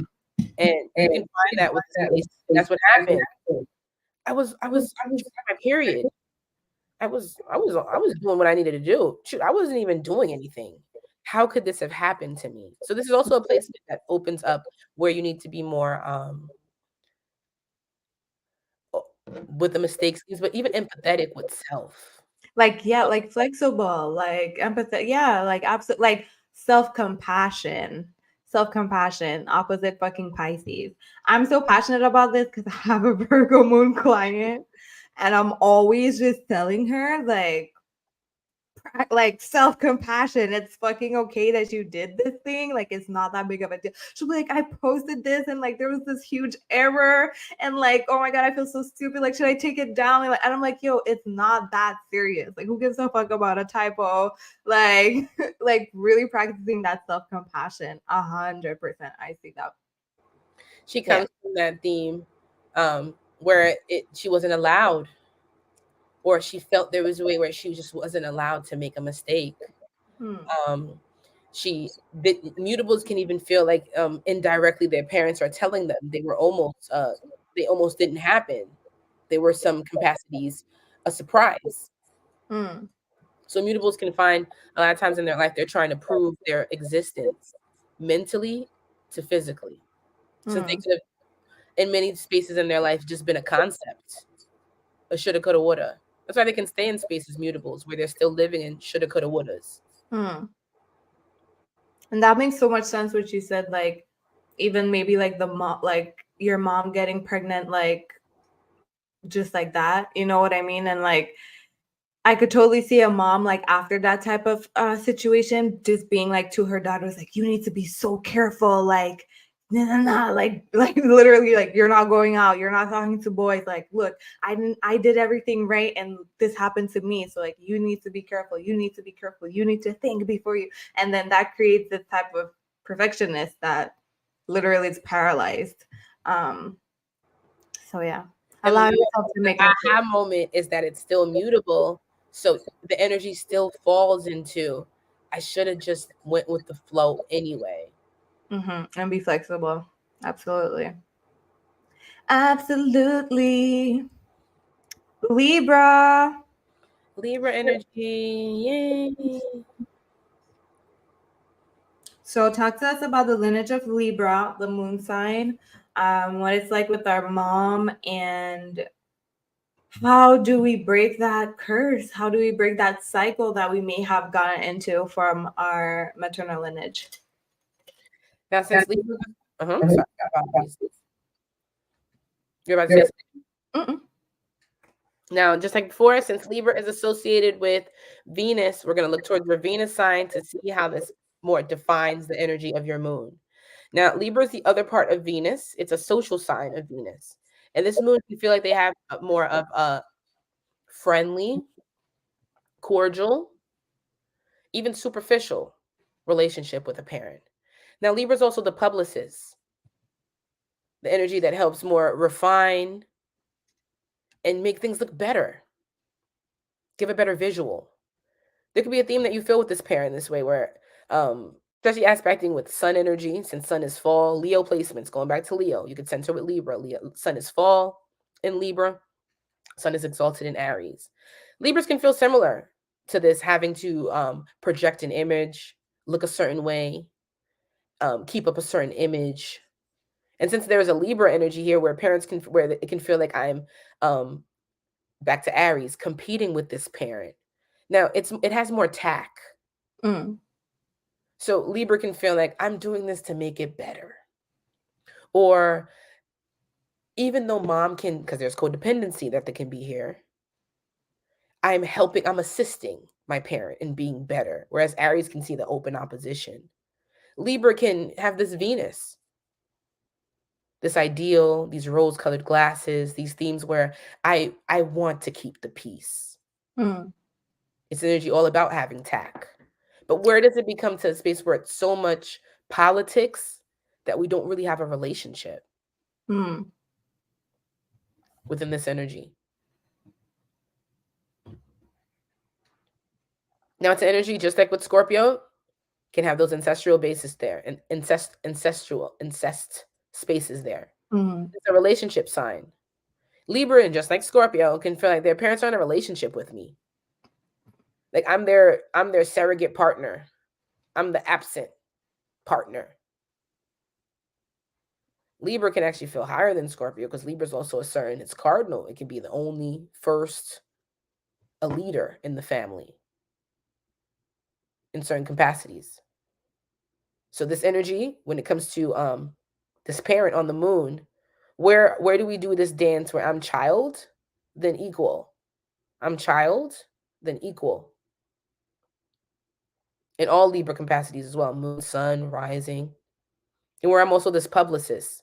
Remember, it's coming from Virgo. So Libras can feel similar to the Virgo energy where, why do I always have to make things look good for you? Why are you always scrutinizing my etiquette, my mannerisms? And within these themes, since it's Venus. Now, cardinal moons in positive settings, they also are moons that are natural leaders in their family. They want to take on leadership. They can be little helpers. So this is actually a moon where your mom can look at you in a space where you I respect you in a way where you can be my little helper. I respect you in a way where you are an equal to me, where I want to even put you in business with me. I want to put you in certain contracts. I want to put you in things where I even socialize you with my friends, my communities. So that's why I could bring a friend, friendly, cordial business. And also this, and I guess if you want to look at it in positive ways, because I put you in as an absent, because you're a surrogate as an absent parent. I put you in a lot of grown up things. We put you in spaces where you're in a higher level, a higher step than your peers. Cardinal children can feel that in total, but Libra, there's a big pull from a parent where there can be this mutual respect, maybe a lot for a kid, but there's a balance here. And again, it's an air energy on the moon. Libra, this space can also open up daddy's girls, connected to father, the history of father, how father can assist. And also with this moon, since it's a relationship, where you felt like you are a referee, a mediator between your parents. You share this with Scorpio. Between your siblings, there's a mediator. that may ask you in life, when am I allowed to get upset? When am I allowed to be in a space where I put my foot down? But again, it could just all be based on this respect. This is a cool moon. It's Venus, but it's chill. You know, it's open. It's social. It's actually going to be a big stylist too. A big fashionista. This moon is known to be really swaggy. As you're talking to, like, so just from like a psychological basis, like as you're talking and you're saying that, like, you know, the child being some sort of like replacement, the incest type of like vibe, but then having the respect, it brings me like I feel like a Libra moon child would feel sometimes it's unfair, because it's like, okay, well, you talk to me like an adult in these spaces, but then all of a sudden I'm not doing something you like, and it's go to your room. You're a child, stay in a child's place. But I wasn't a child yesterday when you were telling me about you and my dad's problems, or I was being this mediator. So that's very unfair, I feel, to put a child in that position. It's still, yeah, it's very unfair to put a child in that position. And then the whole codependent thing as well, that definitely plays out, where now you're in relationships and you're just repeating the same pattern. So I'm feeling like, how would you tell Libra moon to not repeat the same patterns, like when it comes to their kids, but also even like in relationships? Because then now you can be in relationships where it's like kind of that same push and pull, where it's like, okay, when I'm helpful and valuable, I'm seen, but when I'm not, I'm put in another space. Jumping into that, I also want to go back on what you said earlier with how am I an adult now? And then, or you let me come into these spaces now, but then when it's not something it's something you don't like, now I can't do that. Big energy with Libra. Also, it's another space where the mother will like these children can be highly independent, say, be who they are, strongly in themes where they are allowed to identify. It's not until they go into outside settings. So Libra can feel like embarrassing. They're afraid to embarrass their parent. They're afraid to give them a bad look with a parent. Because the parent would be like, in the household, just like Aries, all man for itself, do your thing. But now if someone is like, hey, Libra, why are they acting like that? You know, I seen your daughter or I seen your son acting a fool at the club the other day. Libra's gonna be like, knowing damn well in the house she's letting the kids act a fool. But she's like, visual. The world sees this. So that's gonna be the space there where it's uncomfortable. So that's the thing that they need to open up in their own life, where being authentic, walking in integrity. This is actually an important time for Libra energies. And if you have this moon and your children have this moon right now, with the nodes being in Aries and Libra, where it's about walking in integrity, and even if it's not the ideal in the look that you wanted for your household, let's at least make sure we build truth and reality and honesty for our kids. Okay, we don't have the Brady Bunch thing going on. It's not going to be like the Cosbys. Cool. Because that can be crushing for Libra. Like, no Cosbys. No picture perfect. No picture perfect family. Right? No wedding. No, the whole energy of the aesthetic. So it's okay as long as you find the picture or the family picture that works for you, the aesthetic that works for you, but in integrity. And real relatability, not just like fake, superficial, like, oh, we're really like nice for the photos, but in reality, none of us really get along. Like real, actual, relative, I can't say that word anymore, but yeah. I'm not even gonna try before I like this. It's a bit late. Okay. Anything else for Libra, or you want to move on to Scorpio?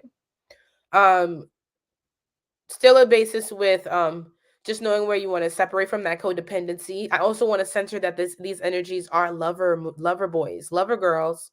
Because you felt like you were a mediator between parents. You share this with Scorpio.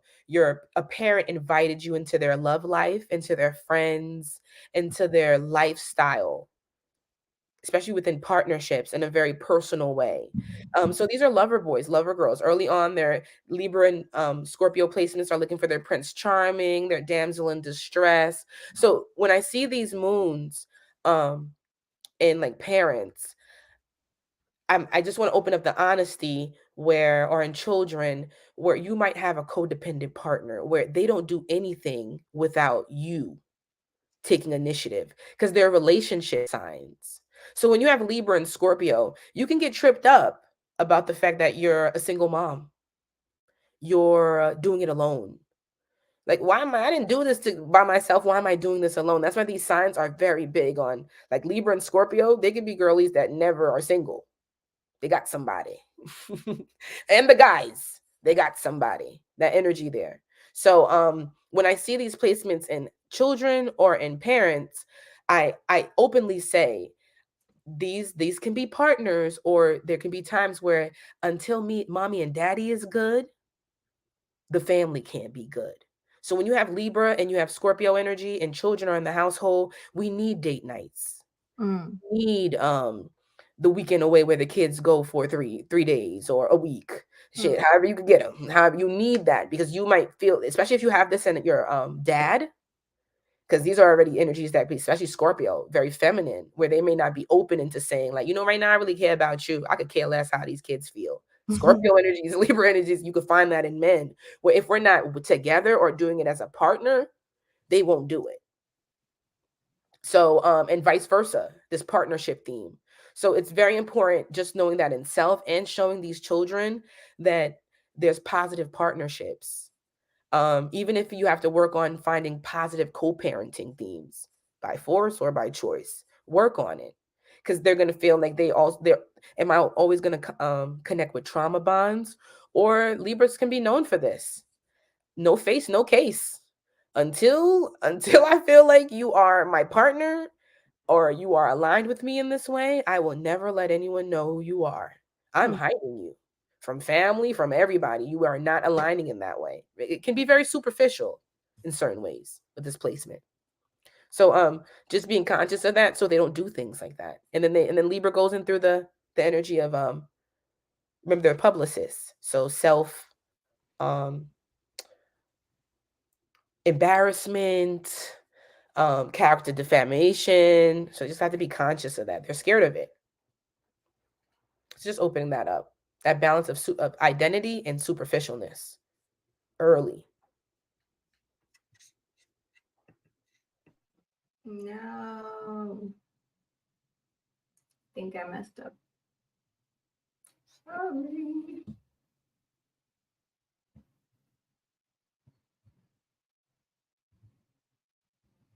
Scorpio moon. Scorpio moon. The best moon sign. Just kidding. So talk to us about Scorpio moon. Malefic. It's in fall. Not the most comfortable placement for the moon. Leaders with the ancestral trauma. Now, just like with the other placements, since Scorpio is associated with Pluto, look towards your Pluto sign to further define your moon. Also, since it's a sub-ruler with Mars, look towards your Mars sign to further define the moon. Now, Scorpio moons mothers are very similar to Taurus moon mothers, since they polar aspect. So they can teach you the same things about the do's and don'ts of finances, resources, stability, support, having, material in this lifetime. Many times, since the moon is in fall, these energies where you can openly see a struggle with a parent. Whereas Taurus, they can have a parent where they're strong there. You come to me. You need me. That kind of basis there. Scorpio, we're sharing. We need each other. Strong. We need to share this basis there. So that's why these moons growing up can be strong, because they're like, I was taking care of my mom. I was giving her money. I put her up. or there was an early understanding of where she knew that I didn't need her. I didn't need that stability from her in that way, that support.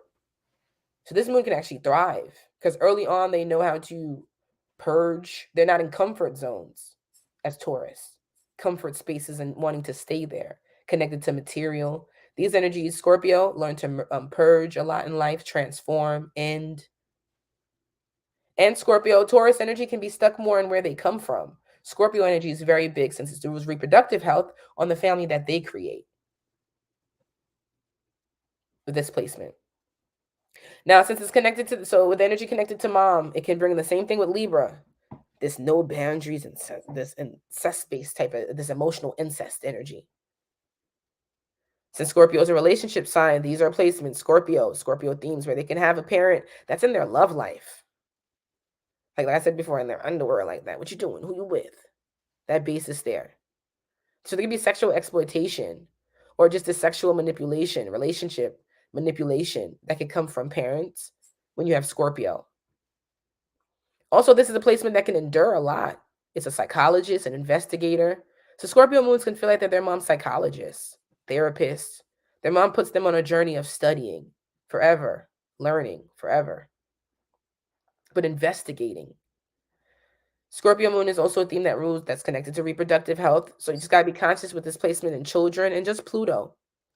Um, Sexual education, really talking about, the body parts. Also, so So side I thing with think Scorpio, Scorpio, they they want want to know they want to talk about the uncomfortable things. They want to talk about things that make your hairs raise on your arms, make you scared, worried. And they also are very deep into wanting to learn their sacral chakra. So that's the thing too with this placement with Scorpio. And those who have Scorpio dominance can maybe understand this. You're easily like there's an easy energy that can come to you where you can be sexually exploited, right? But there's also an energy where you like sexual exploitation or you want sexual experiences or you early in your life. Back to Libra energy, Scorpio's going to want to know crushes, princes, why babies came from, why does this feel this way? So things where it's just like, hey, bigger talk. So just opening that up too with this child, the truth, honesty, unfiltered truth, and just where you help them find their sacral chakra, the understanding of that depth so they don't become hurt. Or Pluto can bring in molestation, being exploited in those ways. You want them to at least have a PowerPoint where they're like, my mom already taught me this, so you can't hurt me. Let me tell you what you need to work on this. where they're because they're very mature. All water moons have this emotional awareness, emotional depth, but this energy is probing. Why? Tell me. So those spaces are opening that up. Also, this is a moon that opens up reproductive health. So Scorpio, if it's in you and a child, just more talks of the reproductive, because this can open up like issues with reproductive, like thyroid or um, um, um, fibroids, menstruation issues. This can even open up capacities where this child brings certain surgeries, discomforts and carrying and the birthing process. It just really centers this. And throughout the lineage, why reproductive health? All fixed moons can experience this, but Scorpio and Taurus, it centers, boy, as into why I need to really take care that creative center, my reproductive, my sacral, my womb, because this energy is showing that it can follow in family, where even in men, you become irresponsible in how you conceive children and how you can, and the women you're mating with, finances that's attached to it. There's a need to find responsibility there. So it's not always a placement of sexual acts or this freak. It's more so of why am I a freak? Low key, like analyzing yourself, like, do I like Why do I have this kink? complete side topic, but I just want to bring it up because it came up to my head. So Dwight Howard, I looked at his chart, Scorpio moon. Who? Mercury. Dwight Howard. Mm. So the basketball player, and he's like in the news right now. So his kinks, Scorpio moon, Mercury. I'm like, okay. So I'm like, okay, this changes the game. Because that means he's taking a psychological approach to this. He plans these things out. Like, this is not what's going on with him. I know who he is, but I don't know what I didn't get the news, the tea. Because right now he's going through a few things around like a sexual assault, a few things around his sexuality. But he's also doing interviews where it's even showing his strong intellect. So Scorpio is still it's still mature, intuitive. So when I saw the Scorpio placements, I'm like, this is not just wild. He's in a wild situation right now. He has Scorpio, so it could be financial. He needs to do something financial. Scorpio's money is always going to follow you, money and people you owe, or people who think they owe you. So those things there. Also, when you have Scorpio energy, other people can be your downfall with money. This is a moon where you can have great money management, but you hook up with someone, and now they're taking you down the levels of destruction, of financial bankruptcy in some way, Scorpio, in some or emotional. But he's just in a space where he's going through that. So he's going through a lawsuit with that as well. But also Scorpio means that he's taking his freakiness to another level. He's Scorpio energy it needs why. And it's compulsive. So it needs to go into all capacities. It needs to go through certain shames. It needs you to trust them. So there's and this is probably why there's this friction here. Someone feels betrayed.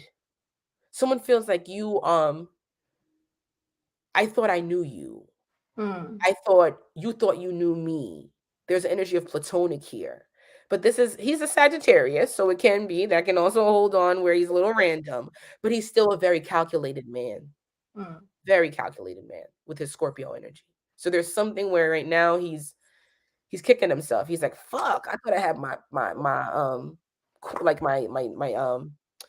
my ducks in order. He is mutable though. So mutable can throw him off but that Scorpio energy, this is a basis where, and I'm just with his Scorpio placements, I think he's going to open up the topic. I think he's going to be an energy that opens up the conversations of his lifestyle and how this can be healing, because he's a healer. He's Scorpio for certain men. Because this energy is they're going to turn their power, their pain into power. Amen. No matter what. Amen. True that. Shame. So this is like their territory, Scorpio. Like whenever I think of Scorpio, I think of, the Elmo meme where he's like in hell. There's like a fire behind him and he has his head up. Well, I'm just thinking about that meme. That's Scorpio. That's the theme there. I was thinking about it all week. But that's that energy. It thrives in this Hades. Is there, and it becomes a healer in it. Turns pain into power. Pluto. So just those honest truths, and just with him, honest truths, spaces. Who else has a Scorpio energy? Scorpio space. I even could look at Zaya, Dwayne Wade's daughter, Scorpio energy. Those bases there. It opens up sexuality, but not sexuality in a way of, ooh, who am I about to sleep with? Sexuality and what is the power? What is, and it's also surgery. So this energy that Beyonce has that as well. What's her name too? Miley Cyrus. And remember Miley Cyrus, she had that whole phase where it was like wrecking ball. She was like naked on the ball. Like, yeah, it's just always, like always that questioning around sexuality, I think is really important. And it's like, what's the limit? What's so shameful about this? Like, yeah, I could definitely see that. Can't hear you.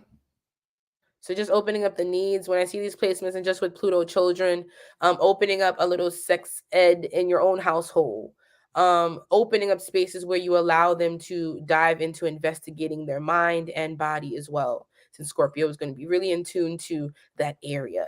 in some capacity. Just like with Virgo, since Virgo and Scorpio looks the same, these are children that can really want to come into self-pleasure and what self-pleasure means through selves and others. So opening honest conversations there, especially with Scorpio, because Scorpio's going to want to commit quickly. And remember, lover boys, lover girls. So finding their Prince Charming or their damsel in distress is very important a catalyst in their life. So opening those conversations up early, what love means, what partnership means, how to protect your body, protect your energy, and just that honesty through it. Also, since you have Scorpio spaces in the household and in your own chart where you have sacral chakra blocks, and how they're witnessing that, so opening that as well in the household. Because this can mean that now in the family we all have bad periods, right? We all have dynamics of a transplant or something with our sacral, or this energy with bad relationships, or just a space where we can't really balance out the sacral, this connecting center. Or we feel like exploited, or we're in this like type of situations. Absolutely. Used, yeah. Absolutely. I can attest to that. So give us some of the positive gifts or qualities of the Scorpio moon, and how they can break some of these cycles.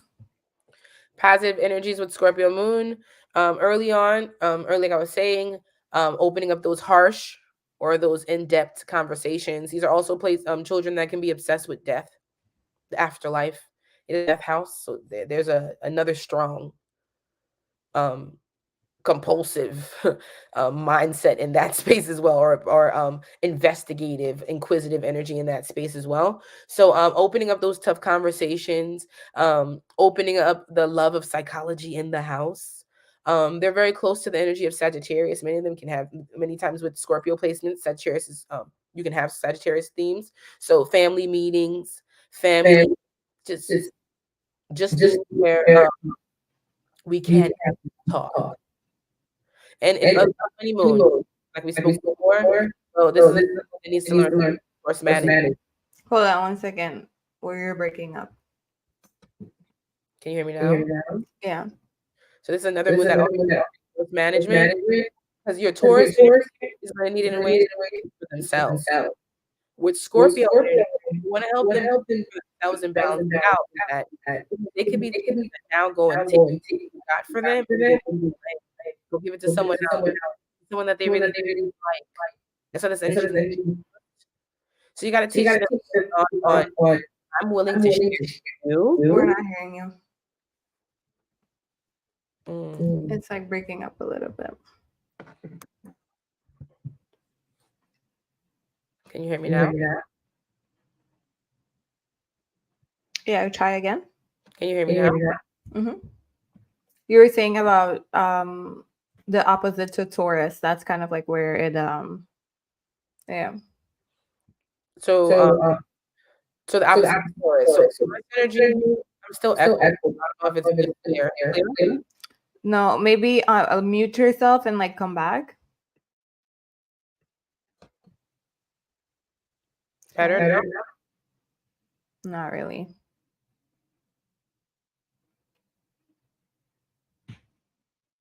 About now. Yeah, try. Better? Yeah. Good. Okay, good. Since the energy is opposite of Taurus is about, okay, what I have for myself. I gotta keep No, it's still echoing. But I mean, it is what it is. You don't have another StreamYard open, right? Let me mute myself. Maybe it'll help. Better? Is it better? So Taurus energy is going to be the basis on, okay, how to teach the child what I own, what I have, what they own, what they have. Scorpio, you're going to teach them that too, but you also got to be conscious that they're shared resource signs. It'll be the Scorpio child that you now bought things for, gave things to, and they're going to give it to someone else. They will give it to someone they love, and that person energy squanders it. That energy doesn't appreciate it as much. So you got to really, that's why back to the relationships, Libra and Scorpio, show them positive partnerships, positive conversations between you and this other parent, talking about money, talking about how you barter and balance and how you share things and give each other things, so they can find that in healthy spaces in their own life within this place. Because Scorpio energy on the moon and sun it can feel like a parent does everything on their own. One parent takes full financial support or feels like they have to overcompensate for the other parent. The child already comes from this, sees this, so you don't want them to now build relationships where they feel unhappy based on who's the breadwinner. They feel unhappy based on the lifestyle that their partner that they love wants to create, based on what they want to create. This energy already feels compromised on the moon early, so it can feel further. But in strong spaces, it's good at a team player, especially in love and intimacy. The way Beyonce rocks for her, like her love, that basis there, this is the energy that, like, especially once it becomes binded, once we start to create a family together and I open up my sacral chakra to you, this is binded. This is very strong. So it works well in partnerships, especially intimate ones, when it feels trusted, balanced. Just like with the child and parent.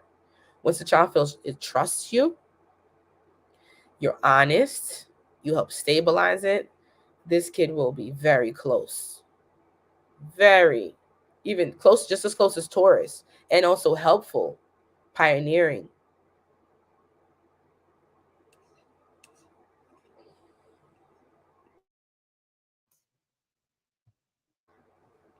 Thank you for that.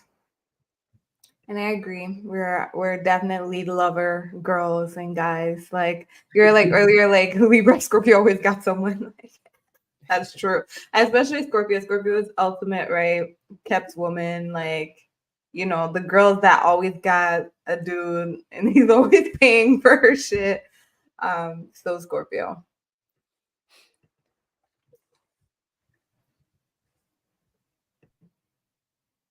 Oh, we're almost done. Sagittarius moon. Okay, so earlier you talked about Sagittarius moon obviously being one of the harder placements when it comes to, you know, wanting to be a mom and everything like that. So let's dive into what are some of the challenges for the lineage. How can we change that? How can we break that? And replying to our needs. Sagittarius. So back to that.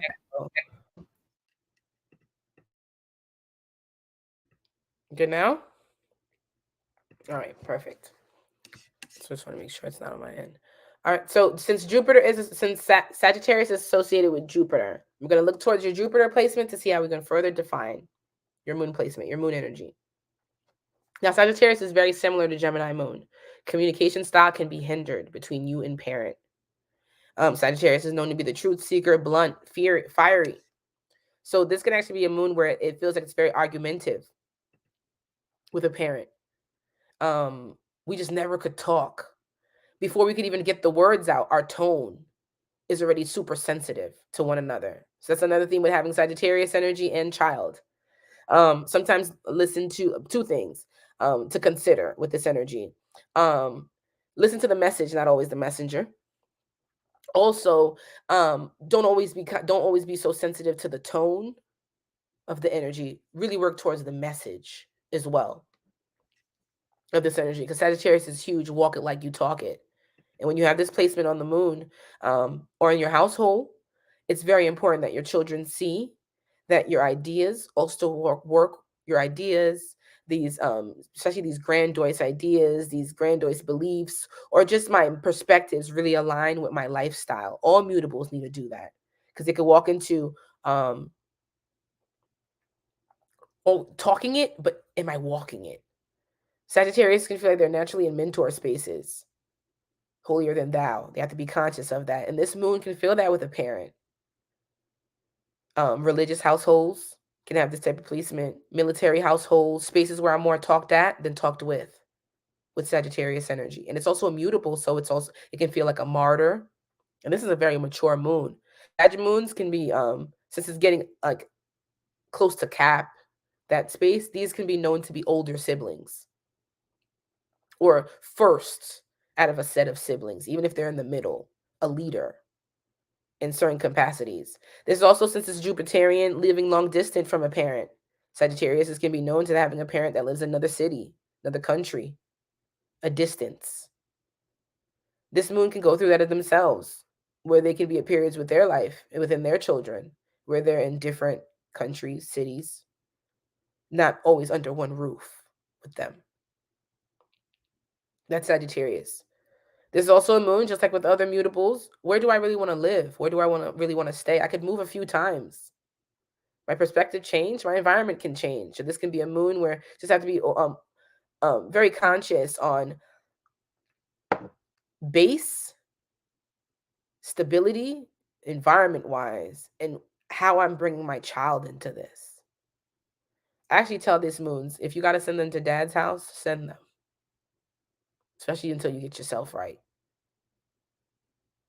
within this energy. Now, I've seen these moons become okay with not talking to their families. They live far away. We don't need to talk every day. They can even go through periods, and mutable moons can experience this. Gemini, Virgo, Pisces, Sagittarius, where they go through years with not talking to family members. Long periods, months. This moon, I see in a lot of sessions, does that highly a lot. Like right now in transit, a lot of Sagittarius, Gemini, Virgo, Pisces energy can be going through family reunions. Finally talking to someone again. Some people again. Within this energy. But I find this one really struggling when it comes to motherhood, their relationship with their mother. Especially since this moon is still figuring out how I even communicated, where I want to live, my mental health, where's my mentor, where's my teacher, where's my translator, while having a child.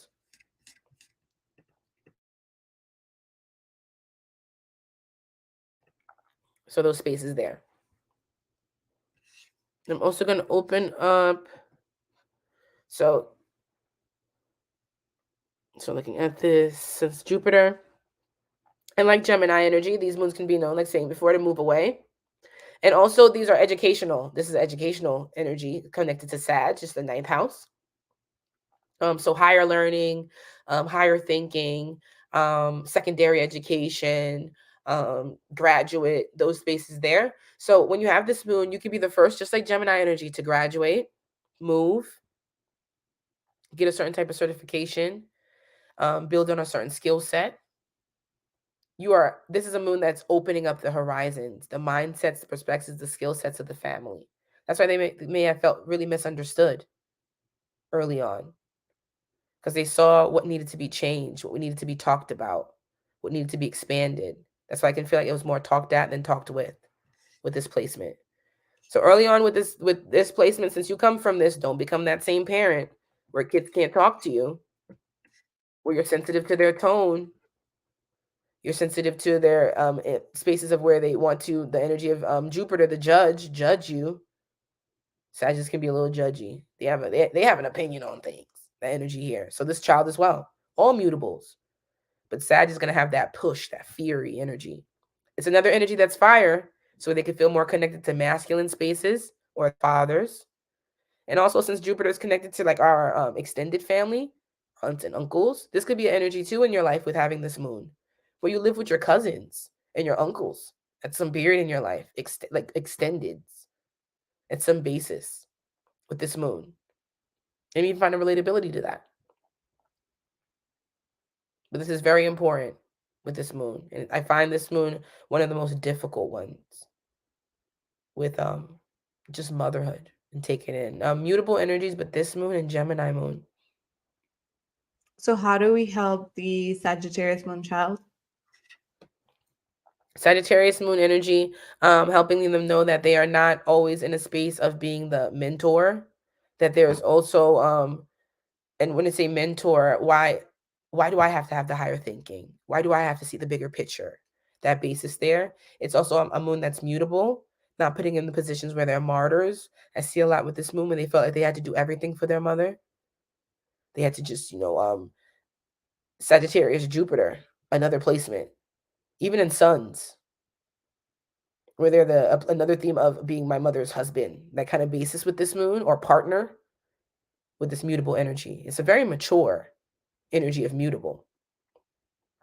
This is also a space where just learning how to balance out tone. Sagittarius moons, they're sensitive to how you speak to them. They can feel like they were talked to harshly, bluntly. So early on, you can work with the children where you're like, let's work on our tone. So we don't feel like when we're speaking to people, they've already become tone deaf on us. Or vice versa. And knowing that they're travelers, they're into other cultures, they want to see the world. So it's okay if you don't always see your Sagittarius child. They're traveling, they're out there. You're mutable child, you're Gemini and Sag though. So You also put like open them up to outside guidance, which is, I feel like it's important. So it can be like guidance from like extended family, like aunts, uncles, mentors, like if they're on like a basketball team, you know, the coach on the team, yes. or that, like being okay that your child has other mentors than you, I think is important, so that they can build that higher thinking and that big thinking, for sure. And you'll find a lot of athletes that can have like Sagittarius, being in groups, want to be in like committees, especially active. This is a very adventurous placement. On women, this energy can make for especially fire, a tomboy, or like this energy where I know there's terminology to this, so don't want to trigger no one, but just the energy of where you're back to the daddy's girl, or that this masculine, I don't really fit into certain gender roles, that kind of basis there. So this opens that up where they're okay with other coaching.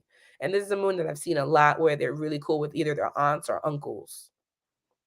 So they're already open to, they can even live with them at certain points too, where they're in a blended family based on living with extendeds.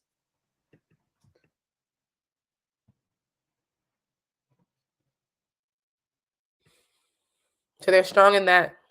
Just like with all mutables, you help bridge and bring more therapy, more stronger conversations, and travel.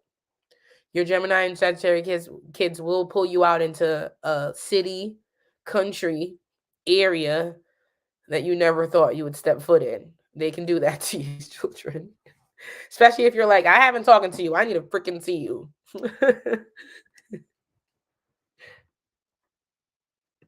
I'm trying to find some like Sagittarius moon celebrities who may not have kids, but then like Oprah comes up, so that's already one.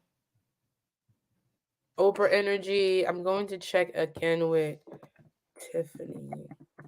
I think she's a Gemini moon. No, Tiffany Haddish. But she's a yeah, Does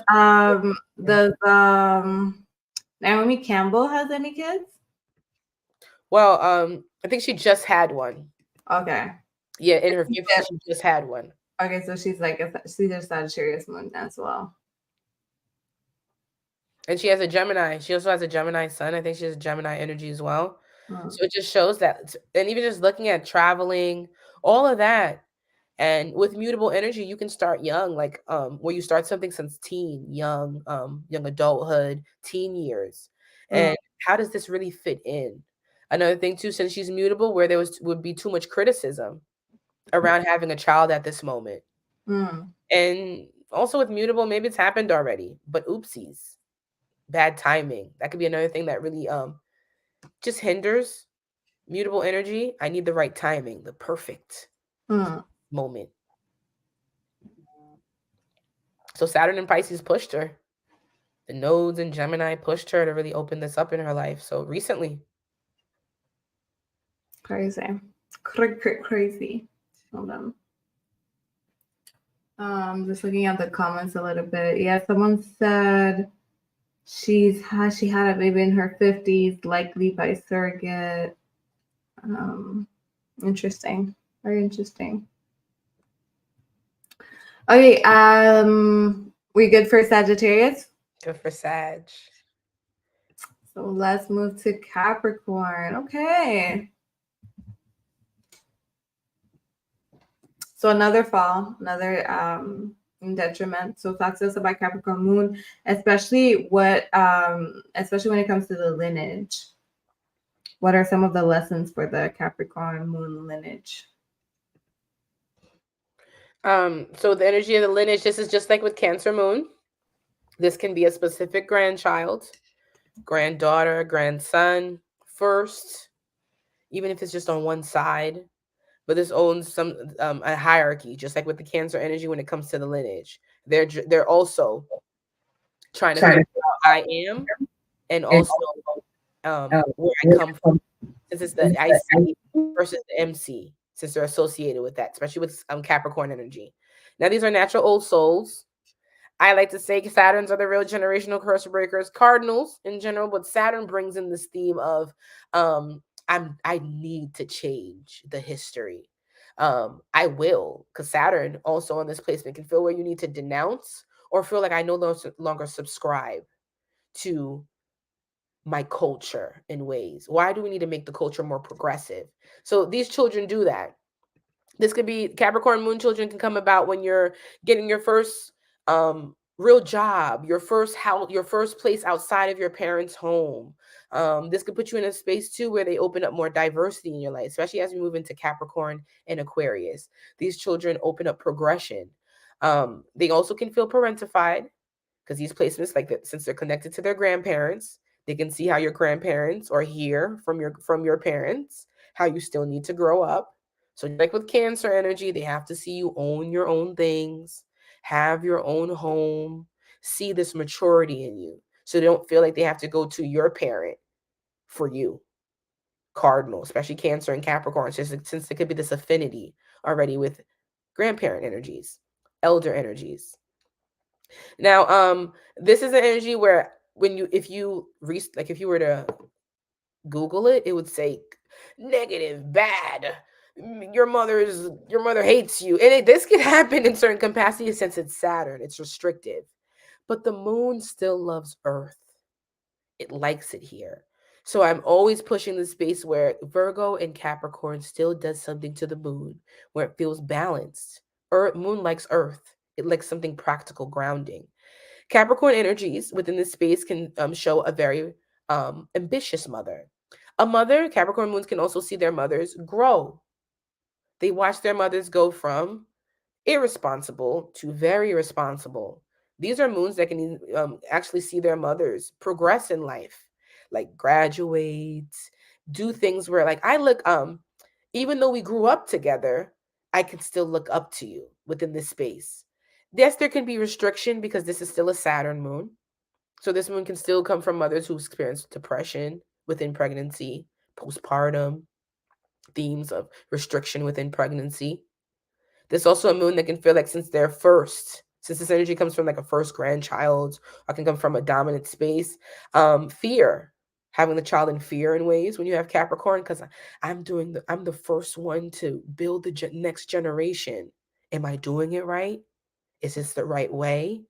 Do my parents support me, respect me? Capricorns can feel that with their parent as well, even when they're detached from them. This moon, does my parent respect me? Does my parent still see this level of progression that I'm trying to do? It's just still cardinal. It's just still Saturn defiant. So they're just little leaders in their own path. Can you hear me? In their own way. And this is another theme with this moon as well. Give them responsibility. They want it. Give them leadership they want it, because this is the moon and also in other Capricorn spaces where they can't wait to grow up. It's your Capricorn kid that's like, watch when I turn 18. I'm going to tell adults what they can't do. Or how come adults get to do this and I can't do it? It's the Saturn energy, especially this Capricorn energy in some capacity. Remember, they can surpass you by being more closer to a grandparent. or connected to their ancestral energy in that way. So give them the responsibility, give them that awareness, give them a little checkbook they can walk with to be like, hey, you are in control of this. Many times this moon can, by force, comes into having to have a awareness of the rules, the bigger world. Saturn, just like we've spoken before in other posts, once you get to Capricorn and Aquarius, around like your teen years, there's a specific with your mother, your late teens to early 20s, mother, familyhood, children, where you feel like you even have to separate from them at certain periods. So this is also a moon that can open up the time I have with my parent, the support I have with my parent. But time is a value here with Aquarius and Capricorn. And it peaks around late teens to early 20s, where they have to find their own, start their own family, lose a parent, grow up drastically from a parent. So I also want to center this moon, Saturn moons, especially with Aquarius. Think of past you, past you living here when you're dealing with these energies. The future of, if I'm not here, you still have this. If you have to grow up for some reason around your early 20s, you got this with this energy, because it just brings a real sensitivity with staying underneath my parents' control or having my parents' support as I get into my early 20s, late teens. So it's just really important with this placement. But it's Earth moons can do very well. And this is a moon that really wants to unpack what my mom didn't work on, what my mom was ambitious in, and can even see it in their lifetime where they see their mother go into great milestones. It's still balanced here. But it's another energy of Saturn. So it shares this also with Aquarius. Me and mom get better with time. Me and mom really understand each other after my Saturn return. We become closer after my Saturn return, or closer to my Saturn return. So how do we set up a Capricorn moon baby for success? Already the basis of looking into the future, giving them that responsibility that they crave so much. They want to grow up so bad. So show them the real world. Give them a little, give them some routines, some obligations, some chores that shows them, hey, this is how the real world acts. I even try to tell Saturn energies, because these children can be defiant, but they need law. Make a fake god, a fake disciplinary. Because when it's you, they're gonna like, but when it's this other thing out there, because if it's not you, they're gonna find Capricorn and Saturn children can go out there and bring you some trouble with law, other disciplinaries, officials, other authoritives. So you got to get it in your household first, so they don't go out there saying, hey, I don't even respect my parents. Why am I gonna respect you? Remember, by late teens, early 20s, they're already going into this, I'm finally legal. Some of them can even jump into starting their own families very early with these placements, or a lot of their independence very early with these placements. So instill some early discipline, some early Saturn, the boogeyman in some ways in their life. So they have this discipline, that basis. Another thing with this moon, this is a moody moon. Remember, it can come from postpartum depression. It's a moody moon, but it's hyper what's the word I'm trying to, so not hyperactive, hyper functioning.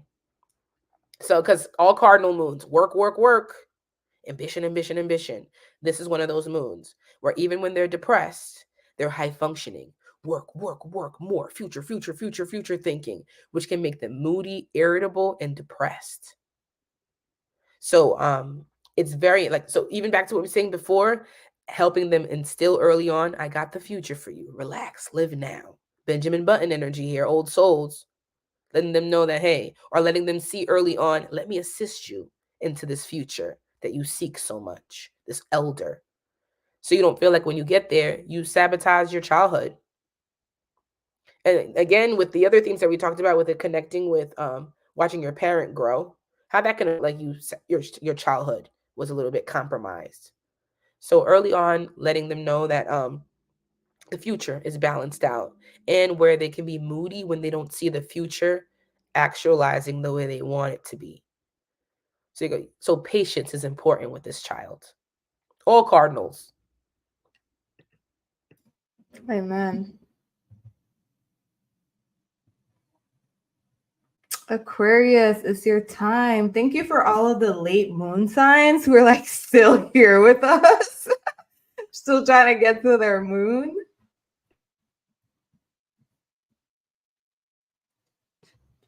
Two. So walk us through Aquarius moon, Umi. Aquarius moon. Especially when it comes to the lineage and the feminine energy of Aquarius moon. I'm very interested to hear. Just pulling up. Because Aquarius definitely has a very interesting relationship, I feel, with feminine energy. Now, just with the energy of all the fixed moons, this is going to be a moon that does center reproductive health, balancing that out, finally healing there. All fixed moons seem to trigger this or open up this conversation. Now, since Aquarius is associated with Uranus, look towards your Uranus sign to further define this moon energy. Saturn and Uranus is associated with Aquarius moons, associated with Aquarius energy. And just what we spoke about before with Capricorn, how this moon can feel a little depressive or come from very depressive postpartum. And Aquarius is an air sign.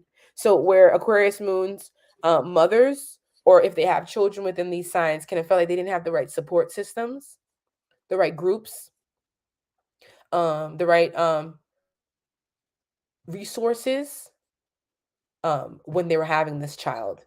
Since Saturn energy in your chart or in your children's chart can make you first generation, first grandchild, first generation, Aquarius can add on where when you were being born, maybe your mom was walking into, or your family was walking into a first generation theme where they felt alienated. They didn't know anyone. They felt like they had to come into something more of a melting pot, have come into something more inclusive, where they have come from something more Leo. That was something more guarded. This is the energy that this moon can feel when they're having children or when they're conceiving children, where they had to come into something where they have to be more open-minded. Think of multiple streams. Think of how they can bring in something more blended. This is also a moon that can come into blended families where they have half siblings, half brothers, sisters, that basis there. Since this moon does open reproductive health and it does open up air. So air in this, within this energy, can show that sometimes it's not always your blood that's your family. Your full blood that's your family. Sometimes it's not always your blood that helps you. So this energy is more on platonic, group economics, social economics, and this is also connected to your extended families. This is another placement, just like Sagittarius, that can be close to an auntie, uncle, live with extendeds, and not always their biological parents with this moon. Now, this is also a moon that is known to Saturn energy, but also Aquarius. It's air, and it's the most detached air. That can be tricky about if they want children or not. That can wait to have children. And another thing too with this moon, if they don't wait, there's something with having children before 24. And like 24, like that's around that age and before. If not, it can wait more into later parts of their life. So after 36, when Saturn energy is matured. There's something about Aquarius and specific with having children around these ages.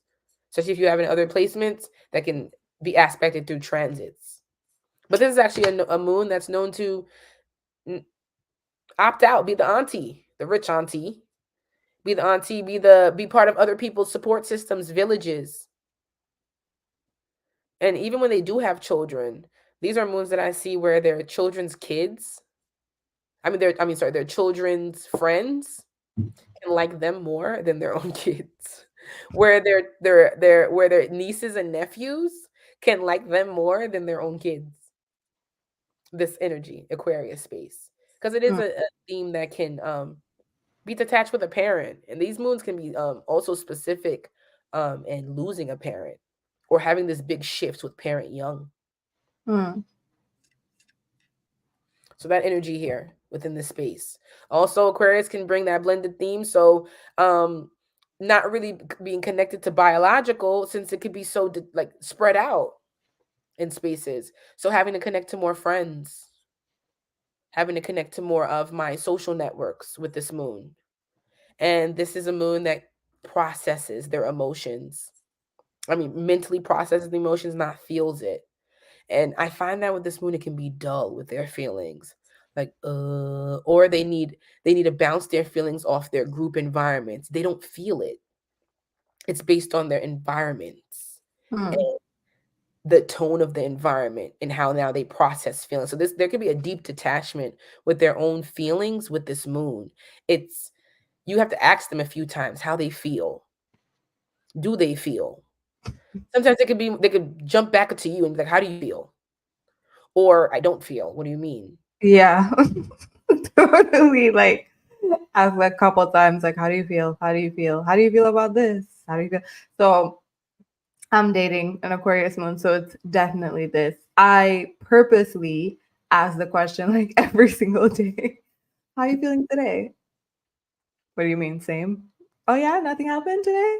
So okay, you feel the same today, so why your whole mood changed? And why you not as happy as yesterday if you feel the same? It's like it's so intellectual when it comes to their emotions. It's like I clearly see you're not the same. Like but it's a very interesting match because Scorpio moon with Aquarius moon. So detached and very feely. So Like about that moon is since it's like nothing, you could talk to it because there's no judgment. It's nothing. There's no judgment there. Trust me, it's fixed. But it comes off as cool. It's friendly, friends with benefits. It can even come from that with this moon, this basis there. It's a community oriented space and it learns in life because this could go through themes in life where they don't have this biological parent. They learn to be more connected to platonic, extended love within this moon, and it's a strong best friend. This also adds on being closer to more of a parent later on in life, coming into parenthood later on in life as well with this moon, and just really being conscious of where there could be this mood disorder with this moon. Like, absolutely. I'm not feeling, and if you're not feeling, this is a creative moon. How are you creating? This is a moon that may feel that as well. They don't really know how to center their creative center. They don't really know how to center that creativity. They're too detached from it because this is a survival moon. Early on, I didn't have my parent in that close capacity in certain ways, or that community, that support. So I could have stayed in survival. Saturn Absolutely. energy, always thinking the future. What I don't have, will have in the future, not now. Mm-hmm. So this moon can want to dive into entrepreneurship, want to dive into financial self-sufficiency, but don't know what creative route to take since it's always been on survival, staying, fitting in, working into something blended. Another one to center. This is also a moon just to when you do readings. This is a moon I see a lot in age gaps with siblings. Where there can be a huge like 7 years, 10 years with a sibling. Because again, mom might do it like have a baby in like 18, 19, and then do it again when she's like 36. So this could be a theme that I see a lot in households, an age gap. And I think too, like earlier you said with Leo that they also need to find their heart center and find things that are passionate to them. And I feel like with Aquarius moon, it's the same since it's like on the axis. And a lot of the times where they're having problems finding their creativity is because they're not connected to the heart center, which is the feeling center.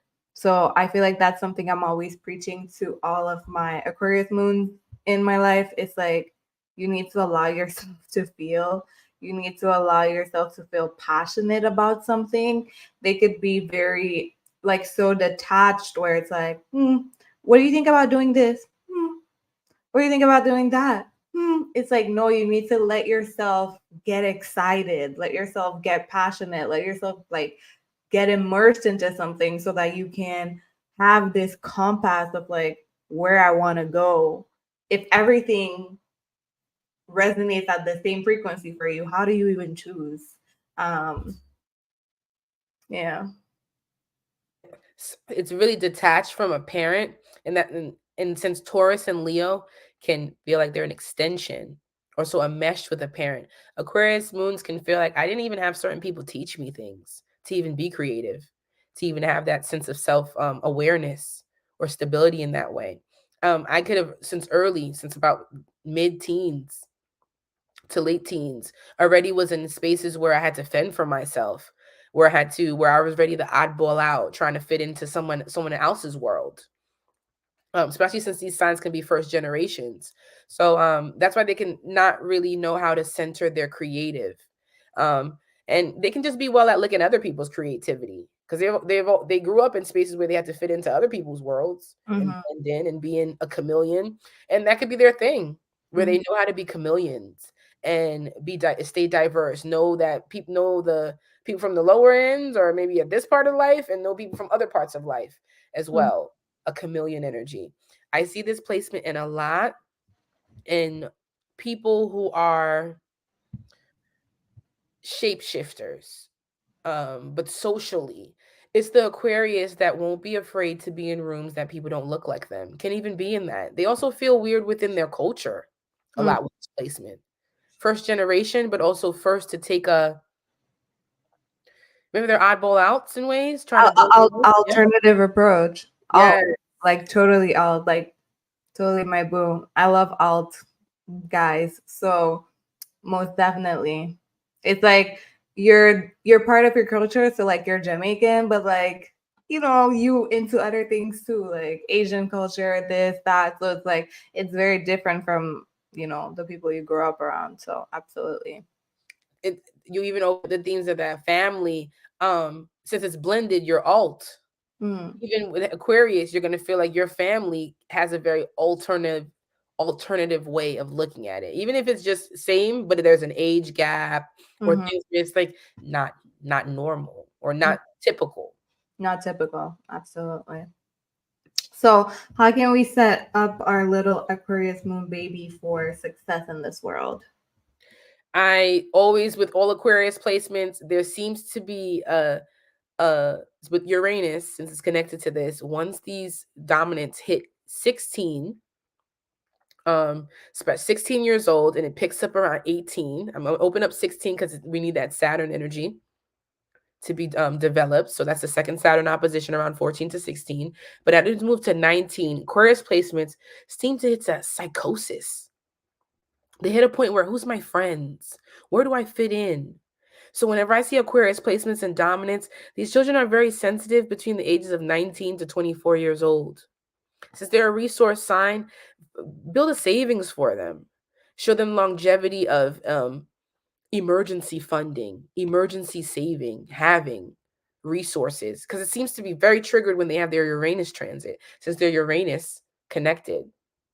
Another energy, putting them in boys and girls camps. Actually, when I see Aquarius placements, Aquarius moon energy, you might find that even if these kids are brilliant in school and they do their homework, still open up trade schools to them. Diversity and being able to know that I can make money this way and make money that way, and be open back into what we said before, having a savings, a security, and something that is in, especially since this is creative, where I can do it through my own hands, my own merit, like Leo.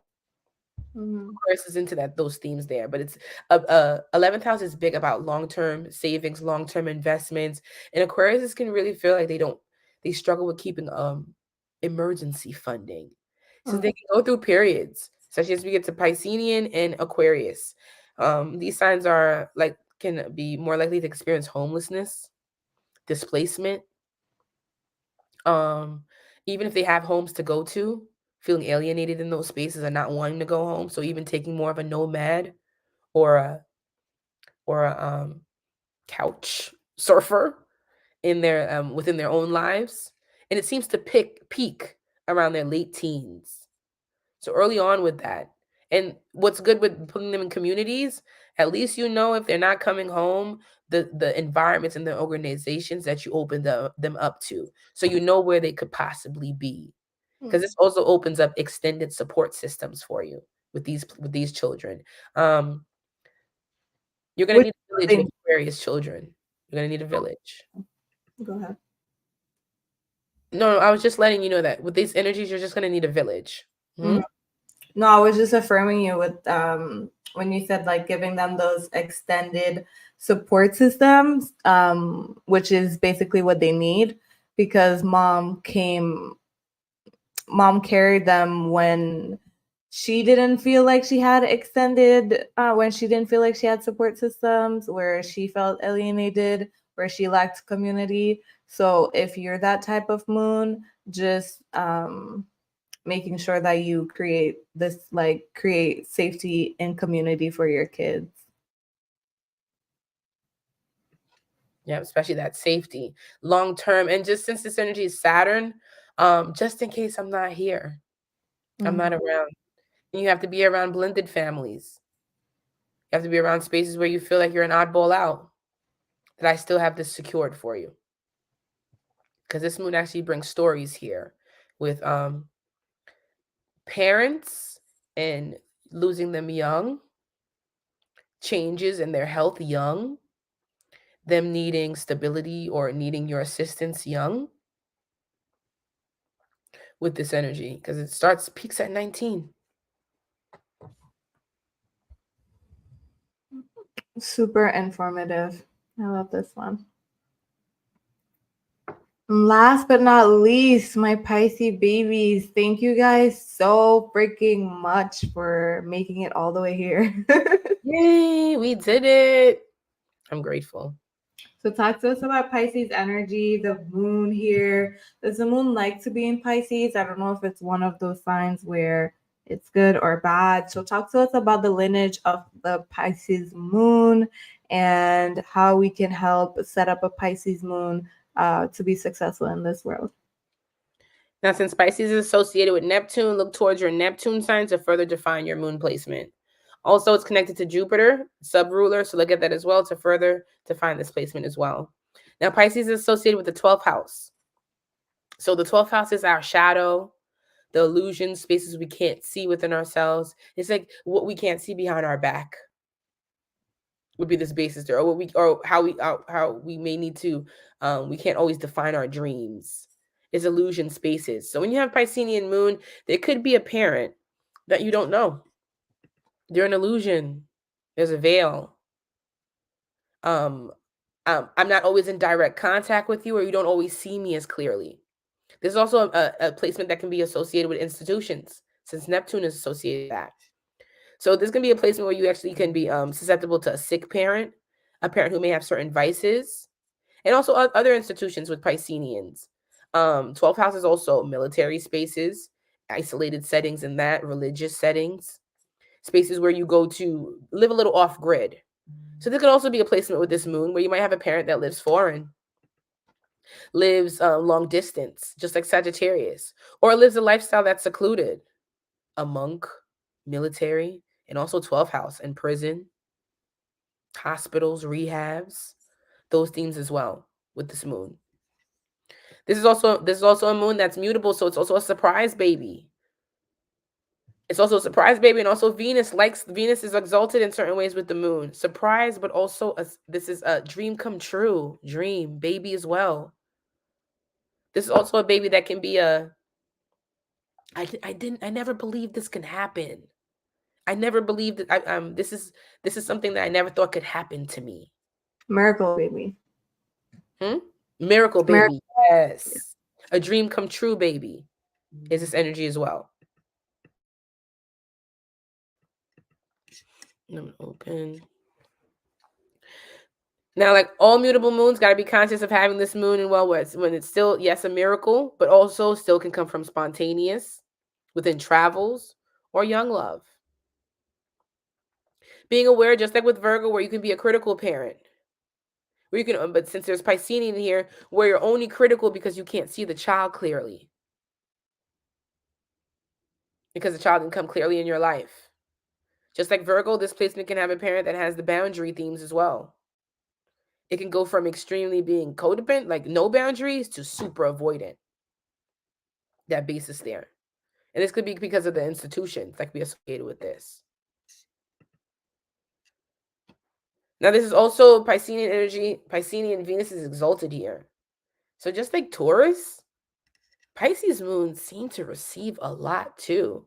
The thing with Taurus is all Venus moons can gain really easily. Just Libra too. I mean, all Venus energy associated signs can gain really easily. Where the world is their oyster when it comes to getting material. Taurus got it, Libra got it, and Pisces got it. Venus exalted in Pisces. So these are also moons that are things could drop into their lap. Things can be given to them. They can win things. They can get into freebies easily with this moon. Like, thanks, I got it. Or thanks, this is random, but I'm grateful with this energy because it's a dream come true placement. That basis there. This is also a moon that's connected to their dreams closely, their visions closely. So opening that up in the child's life as well, where they can journal their dreams. They're sensory sensitive as well. Pisces rules defeat, so these could be kids that are dancers. They really got to balance out the mind and body. So open up physical activity in their life is important. All mutables.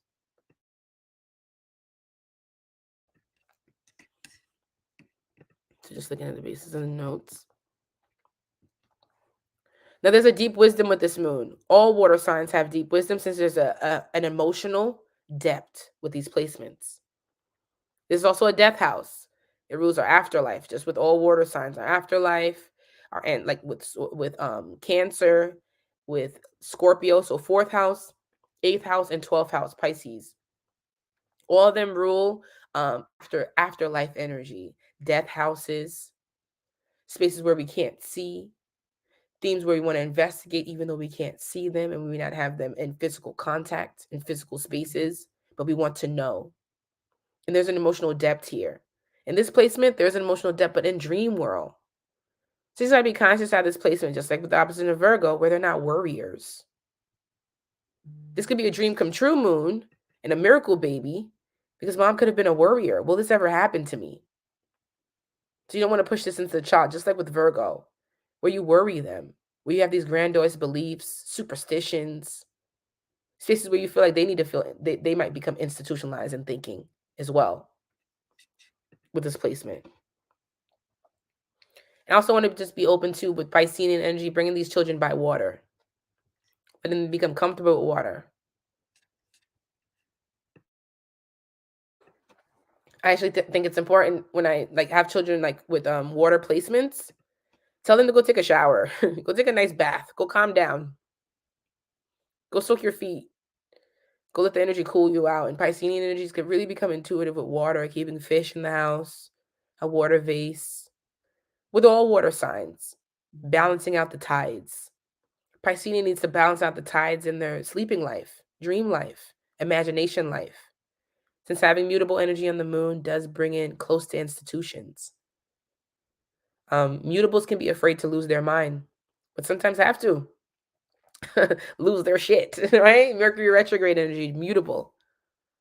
And this is just one of those moons as well. So being by water, finding solace there, like finding spaces where you can find calmness, can be very powerful for Piscean energies. Pisceans may actually in their life want to live by water. So this is important. There's a parent that could be a veil. A parent they don't know. Having being in 12th house, Piscean, it can feel like there's a non-existent or a parent that doesn't want to know you. So when you do have Piscean or 12th house, it's not saying that it's okay, but give yourself grace in knowing that there's certain people that just want to hide from me. They just don't want me to know fully certain secrets and So they want to keep things naturally hidden. So if you feel lost when you have these placements, give yourself grace, because 12th house can make you feel that way. I'm not seeing clearly, or something's not really being disclosed. What's another placement with honesty? I would ask, what are some of the gifts of this moon sign, of this placement? I seen with this transit with Jupiter coming into Pisces, even Neptune in Pisces, and even now the Saturn in Pisces, how we're being connected to, how we're being, there's a focus with sensory sensitive children who are sensitive to sounds, smells, sensitive to things that you may think that they are creating their imagination in their head. And these children are gifted in that. They're gifted in taking on this intangible, non-tangible, imaginative space and bringing it into something actualized, something Virgo. These kids are creative, artists. 12th house are artists because they have such a strong dream world. These moons are also known to be great dancers, good on their feet. I think of Offset. I think of Sierra.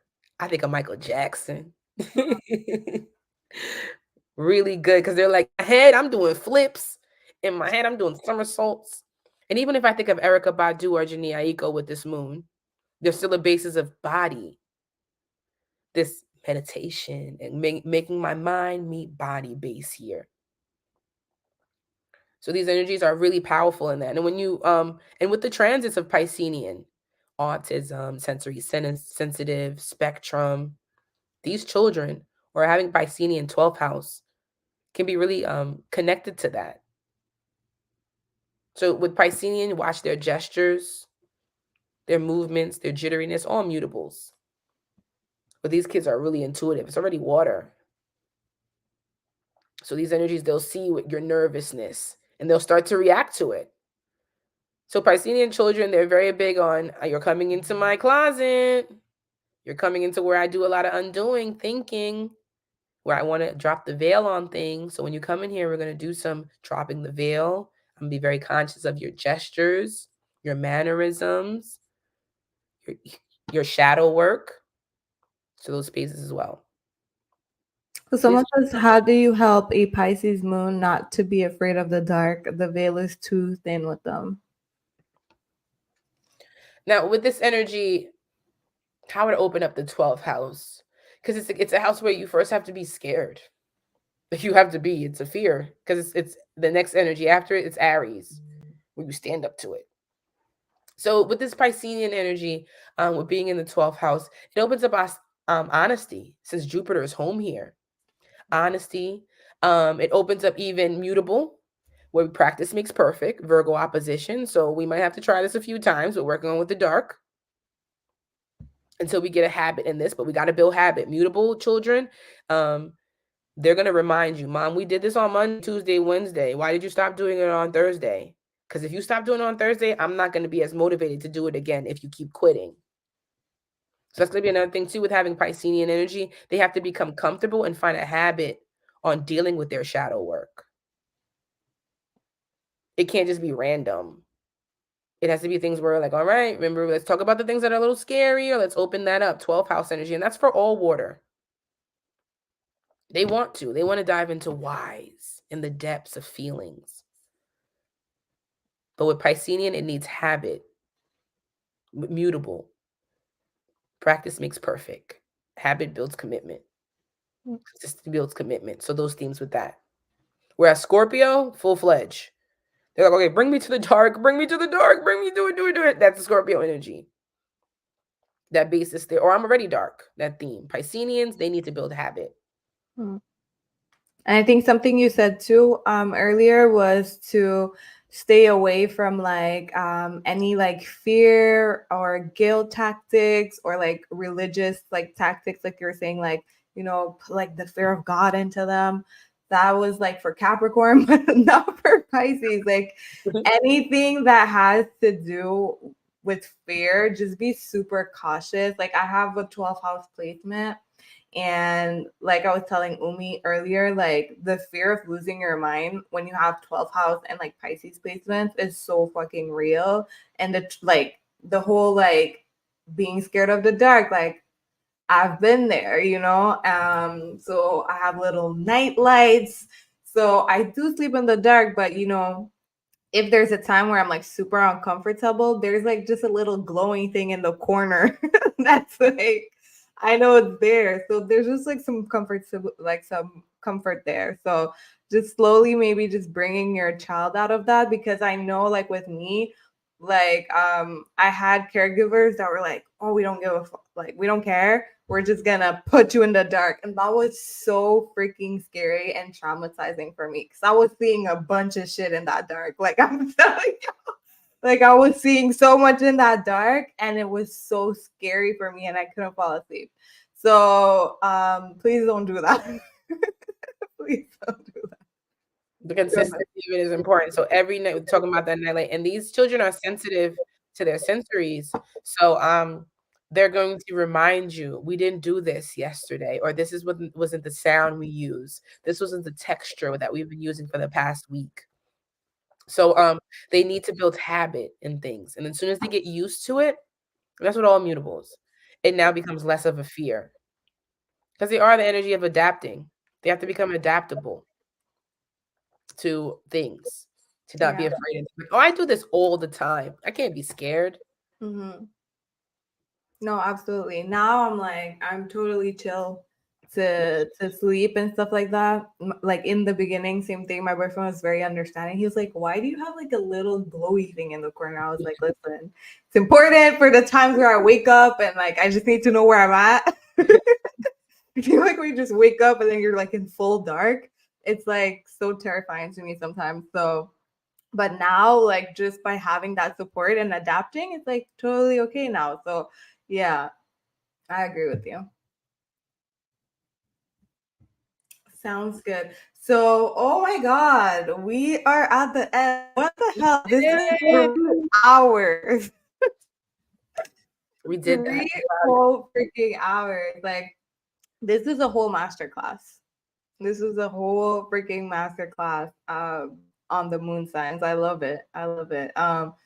So informative, Umi, and I just really like that you went in depth to eat like each moon sign got their own shine, got their own depth. A lot of people were resonating in the chat. So, I mean, I think they agree with me that like you literally just like really truly delivered, like over delivered.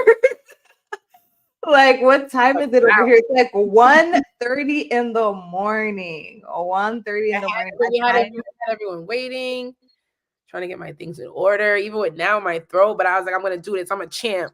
I ain't no punk. I know, like today, both of us were going through it. Like, I got my moon today. I was like bawling. Umi was sick. And we're like, we're gonna do it, and we still ended up making it happen. So thank you guys so much for being here. I can't believe like 30 of you guys still are here at 1:30 a.m. in the morning with us.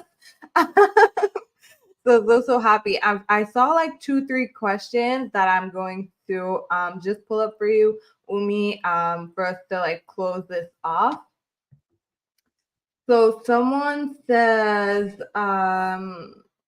well, we already answered the Pisces moon one, but someone says, can a Gemini moon be prone to ADHD due to constant movement / jitteriness? Yes, this is one of those moons that have that reproductive, that mental health theme. So sorry, my apologies. That mental health theme, because remember, this is a moon that didn't feel like they were allowed to vent, talk about things, question things, even just be even a little mentally clumsy, funny, comical within this space. So it can now feel like anytime I want to say something, I'm nervous. Anytime I want to say something, I got to look at the crowd to see if I don't make things, if I don't shake the table. Just think about with this Gemini energy, you're on your Kanye stuff. Like, you're on your Azalea Banks stuff. Like, how do I say my truth? But also being conscious of, I do want friends. I do want relatability. And this is a movement with Gemini energy. It rules the energies that are 2, but also the hands. It can make it very jittery. Geminis are also gifted in their hands. So yes, this could be a prone where Geminis could also pick at themselves, pick at their hair, pick at their skin, or jittery. That basis there, especially when they're like, "What do I say?"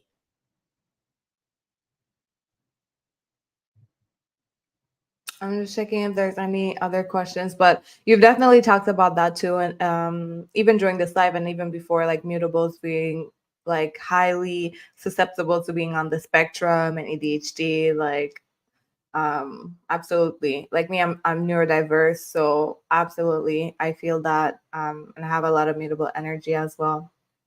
Just the overall jitteriness and anxiety and like flightiness and just like the mental. I just see it as this, like in my brain all the time. Definitely mutables. So someone says, what does it mean when the moon is in your moon sign? So I'm guessing transiting moon is currently in your moon sign. What does that mean for them? Just looking at what is the moon sign and what are the characteristics? Is it a fixed sign? A resource moon, creative moon, is a cardinal moon, initiative moon, time to get things going, start to put things in full force, give more of a direction. Or is it a mutable moon where it actually focus on your the clumsiness, the routines, your errands. Mutable moons can even open up where it's just naturally, I should have walked with the flow. Things don't go as planned. So see what that moon transit, what the characteristics of your moon and how that transits helps you identify more with this energy. Fixed moons are going to ask you about fulfillment, creative centers. Cardinal moons are going to ask you to take initiative, start projects, get things going, take control, give things directions. And mutable moons are going to ask you to take things with the flow. Organize things, reorganize things, and realize where things are. If it ain't fixed, if it ain't broke, leave it alone. Type of themes as well, mutable. But in transit, use like I've learned, I'm a fixed moon, so I've learned to work with fixed moons. I'm just like, you know what, my moons, if it's, I need to go with fixed. So whatever I launch, things that I start, I try to make them fall into fixed energies on the fixed moons. I've also worked on attaching my menstrual cycle to fixed or cardinal moons since I'm in progression in cardinal right now. I try not to mess with mutable moons energy since it's just not my area. So use these moons as PowerPoints for you. See how you can see throughout a month, since you're going to go through all modalities, how you've built something from the beginning of this moon transit that's in the same modality as your moon, and what you start to build up based on the moon when it comes into your moon sign. So if your moon sign is in a fixed sign, work with the fixed moons until it reaches your natal moon. And what that creates for you, cardinal, same, mutable, same. But moon, walking with your moon, especially if it's dominant in your chart, rising aspects can be very powerful for you. Like my moon's in the 10th house, and it's part of my grand trine, and it's part of my D squares. So I like working with the moon. Even the work I do is with the moon. I'm a 4th houser too.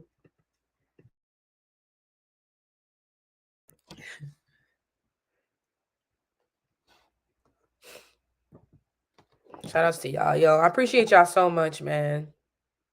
I'm so grateful, man. I appreciate y'all so much. So I just wanted to share that. I just felt so inspired. I don't know where. No, that's good. That's good. That's good. I was gonna say that, and we have a live coming up. If it's not next week, is the one after, where we talk more about like the reproductive health and the moon and the lunar cycles.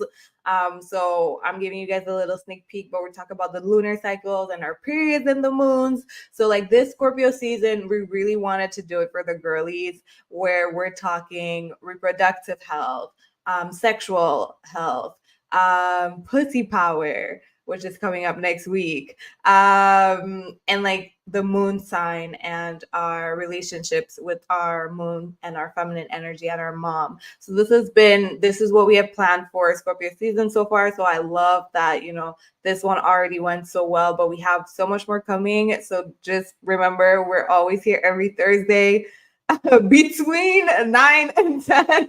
I'm no longer gonna be here. I'm no longer gonna say 9 p.m. sharp we're gonna be here before 10 every Thursday. So I literally can't wait for those topics. We have some amazing guests coming up as well. So much new stuff. Like we're always trying to see what would we're always innovating. Plus you guys are always here, so just thank you guys so much for that, because we literally couldn't do this without you. If we were showing up here and was always one person, it would be a little bit different, but you guys it's like almost two and you guys are literally here with us, so this truly motivates us to keep giving. So I just wanted to talk a little bit about that and let you guys know that that's coming, as well as like this definitely ended up being way more thorough that I thought it would be. But we also are going to work on something like this being also like a workshop, where we dive maybe a little bit deeper into the moon sign and healing and bringing on someone to even help us with that, and like how to nurture ourselves if we didn't receive what we needed, and just go more deeper into that. So if that's something that would interest you guys, definitely let us know down below. But we're working on a couple of things for you guys. So thank you so much for always being here, always fucking with us. Thank you, Umi. Like, I'm so happy that I'm able to center you in this way and to like let your genius just be. I'm happy to give you the stage basically and just let you do your thing, because I always learn, we always learn, and it's always just so much fucking gems all the time.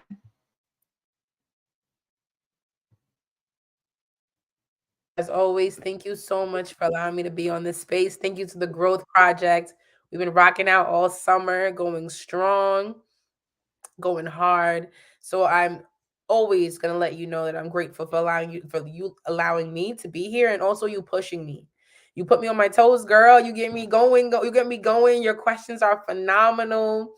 The way you are able to the way we're able to balance off each other is phenomenal. So thank you, thank you, thank you. Thank you to each and every one of you that follows me through all these journeys, that are watching me grow, that are supporting me, giving me confirmations, putting me on my toes as well to continue growing, continue studying. So thank you to all of you. Hope this helped you out. Get into your babies, get into your household, redefine your future, redefine yourself. Um, you got this. You got this. And we in this together. The more I learn, the more I'm going to share. Thank you. Because you guys let me know it's valuable. So, thank you. Thank you guys. This definitely helped me redefine my feminine energy and my moon energy. So thank you so much for that, Umi. Thank you everyone once again for tuning in. You guys know where to find us every Thursday. Success with the Stars, brought to you by the Growth Project. Follow me and Umi on Instagram. Follow us on all of our platforms, and you guys will see what's to come. So thank you guys so much. Have a great night, morning. I hope you guys have a great sleep. Thank you for being here. Bye. Thank you. See you guys next week.